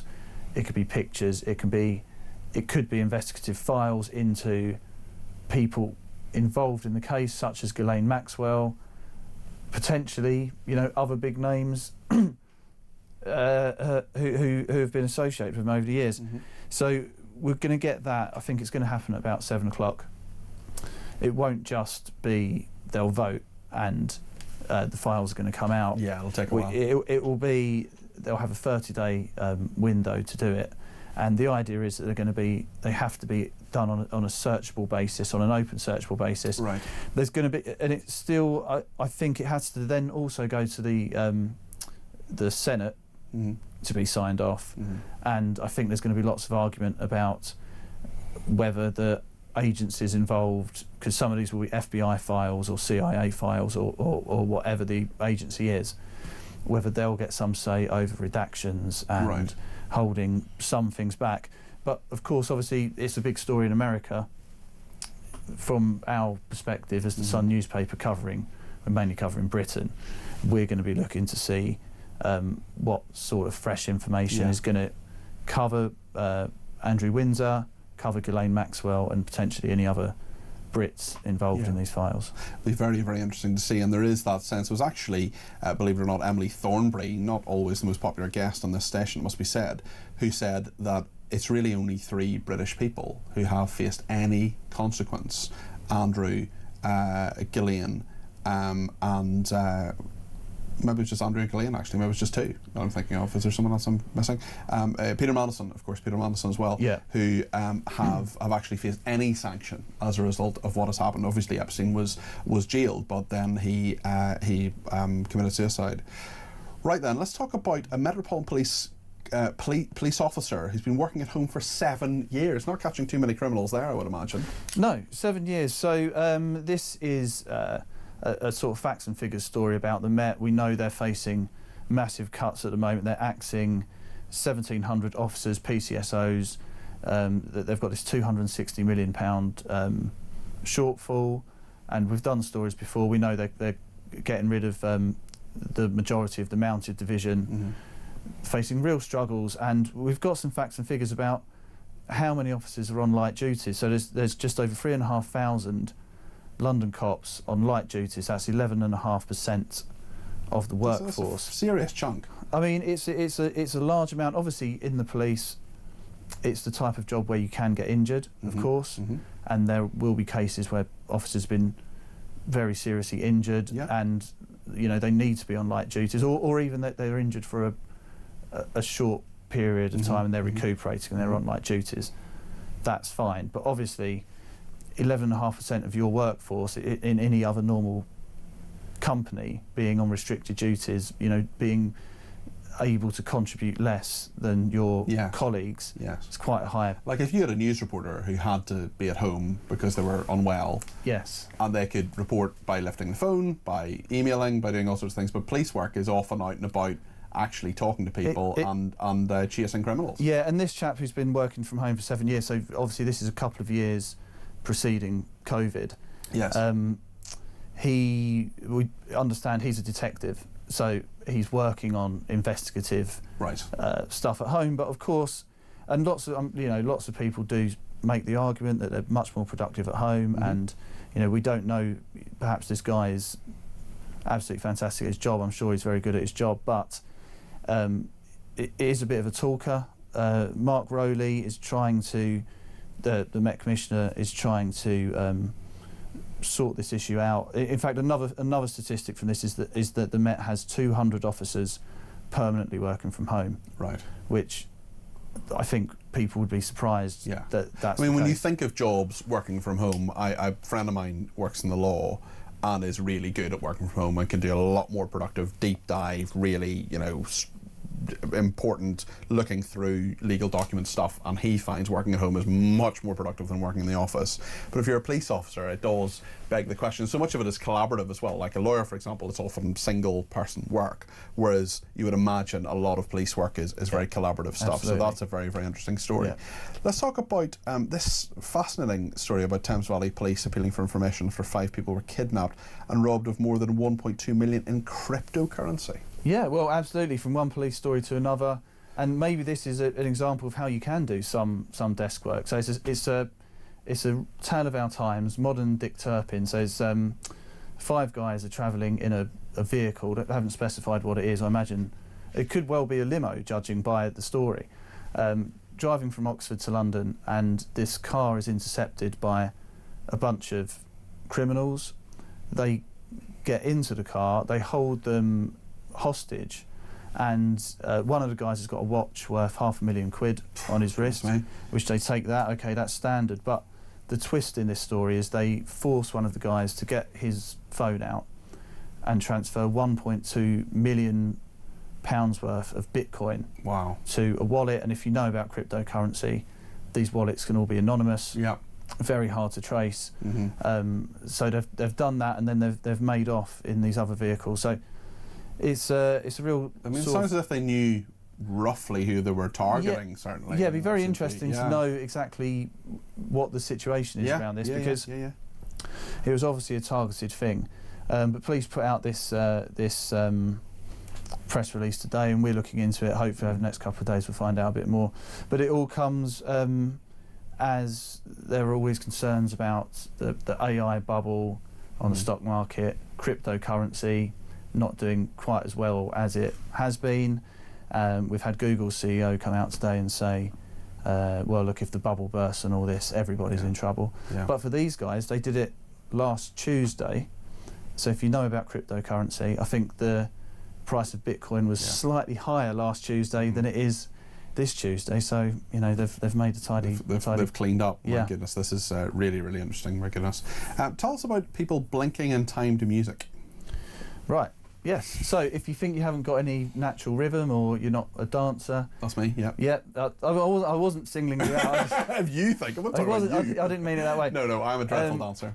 Well, yeah, I mean, join the club. Since I stopped drinking as well, I cannot do karaoke. It's like the one thing I can't do karaoke. I mean, I couldn't do it beforehand, but I certainly can't do it now. Drinking really helps. It's like playing pool. You're always a bit better. Having had a couple of beers, you're better at a lot of stuff. News editing, that's something we're always better at. Good. Once you've had a couple. But, so these are scientists at the Chinese Academy of Sciences, and they've found that your eyes unconsciously move with the rhythm of music, so you don't even realise you're doing it.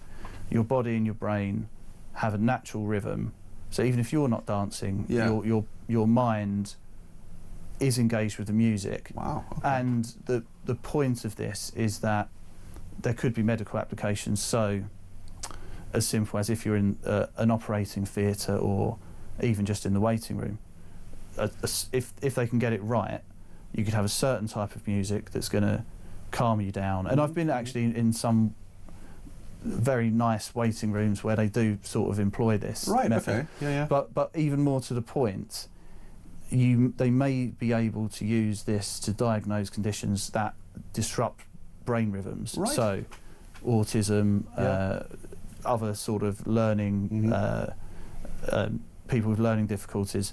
This might be able to help them. So it's it's an interesting study, and could be good. Excellent. Help for people, Very, very interesting. I'll read all about that tomorrow in The Sun. John, thank you. John Lucas there, who is the night news editor of The Sun. All those stories in the paper tomorrow and over the next few hours will be put online at thesun.co.uk, so you can read all of that. Thank you to John, and thanks to everybody who's been in touch, including Nigel in Norwich, who says, so if a British person goes to court under the ECHR rules, they should be entitled to legal aid. If it's okay for an asylum seeker, surely it's okay for a Brit. Well, Nigel, it's to do, I think, with income in regard to whether you get legal aid, but certainly the asylum seekers getting legal aid is a very, very big issue that a lot of people want to talk about. And actually, if you want to get your call in on this between now and 7 o'clock, please do so. 0344 499 1000. We'll take your calls, your texts, your tweets and your voice notes, and we'll have a quick chat with Kevin O'Sullivan as well. He's coming up between 7 and 10. Lots more to discuss between now and 7 here on Talk.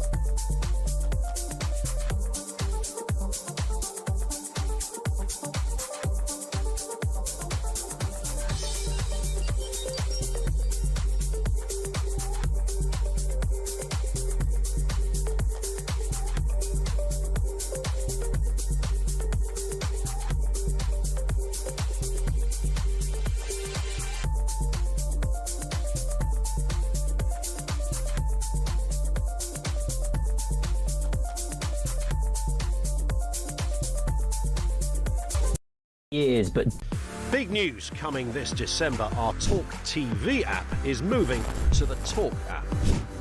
You can watch, catch up and listen to all your favourite shows and podcasts anytime, anywhere, all on the Talk app. From Monday, 1st of December, the talkTV app will no longer exist, so don't miss out. So head over to your App Store or Google Play and search Talk now.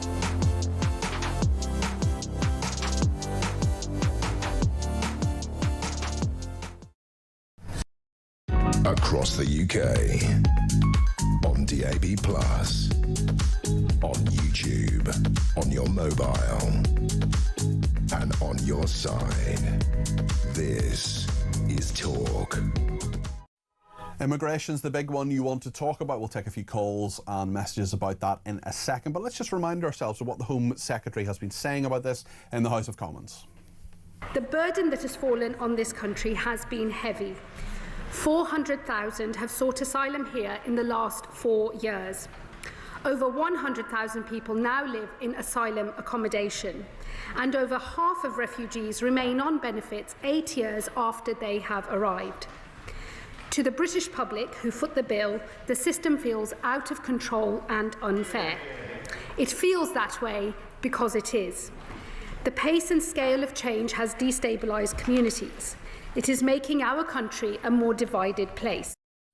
Shabana Mahmood there, the Home Secretary, talking about these big plans to reform immigration. Nigel Farage has reacted to it, as has Kimmy Baden, lots and lots of political leaders. But let's hear from the leader of Reform UK. This is Nigel Farage's view. Now, I do think we're setting the pace on a number of things. I thought, despite her protestations, I thought a lot of what Shabama Mahmood said, yes, that he was driven directly by fear that Labour are losing votes, particularly in the Red Wall, to Reform.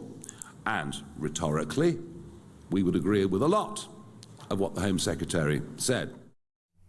Nigel Farage there. Let's speak to Mark in Lincolnshire. He's given me a ring on 0344 499 1000 about all of this. Mark, you're very welcome to the programme. What would you like to say?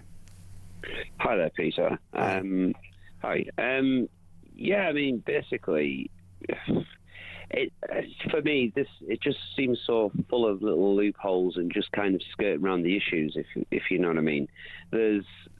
I've always felt the same thing where illegal migration is concerned, which I've never seen as the biggest problem. The biggest problem is legal migration. And it feels to me a lot of what she's doing is kind of what I've been saying all along, that Labour will just legalise illegal migration, which is what this kind of sounds like.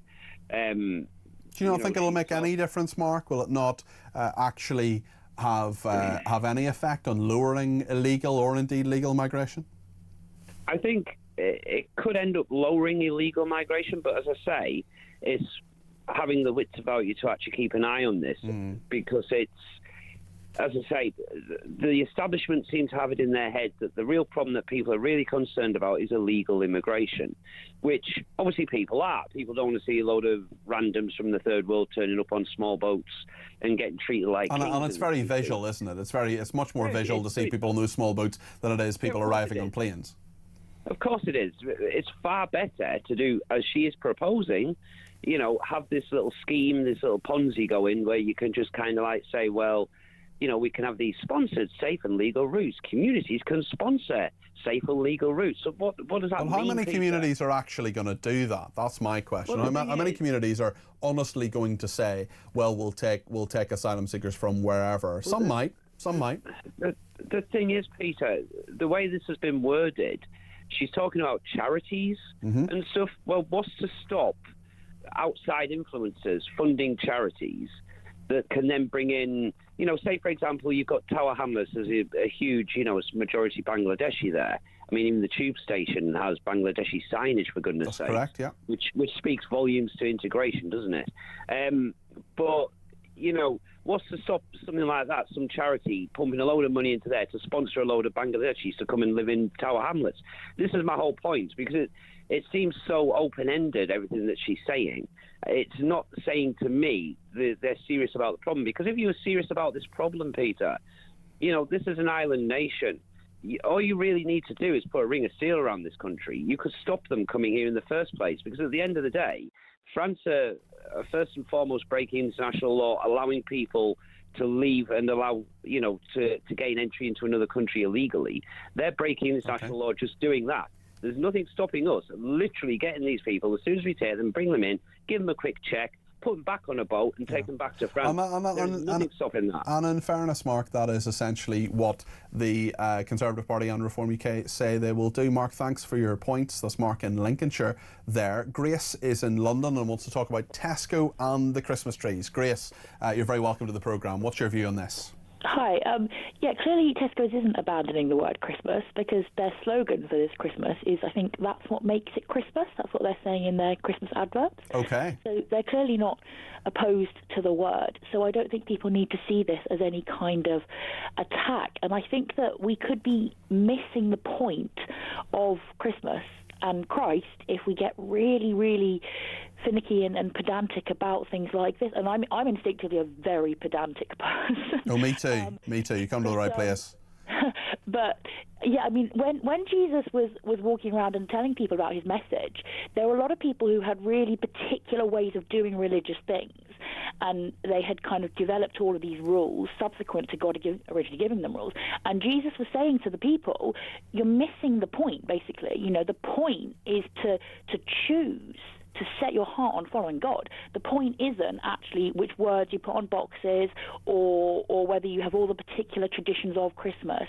The point is whether a person personally decides to follow Jesus. And I feel like most people are probably not thinking much about that if they're really getting angry about some supposed... Well, but loads of people celebrate Christmas. You don't think, don't give a second thought to Jesus and Jesus' message, which I know you do a lot, Grace, but they don't. But they'll see things like Tesco topped iced fruit cake at 907 grams and think, that is a Christmas cake. Why can't they just call it a Christmas cake? But if they aren't celebrating Christ, why do they care whether or not the word Christmas is on the packaging? Well, I can totally see where you're coming from a Christian point of view, Grace, but other people will see it from a cultural point of view, in that we are a Christian country that celebrates Christmas when actually religious faith for a lot of people doesn't really come into it. I know that sounds antithetical, but it is, sorry, funny choice of word there, but it does sound, it is nonetheless something that many people will feel actually is Christmas, and that's a British tradition. And really, where Christ comes into it or not is neither here nor there. I know that's silly to many ears, but that is how many people will think about it, Grace.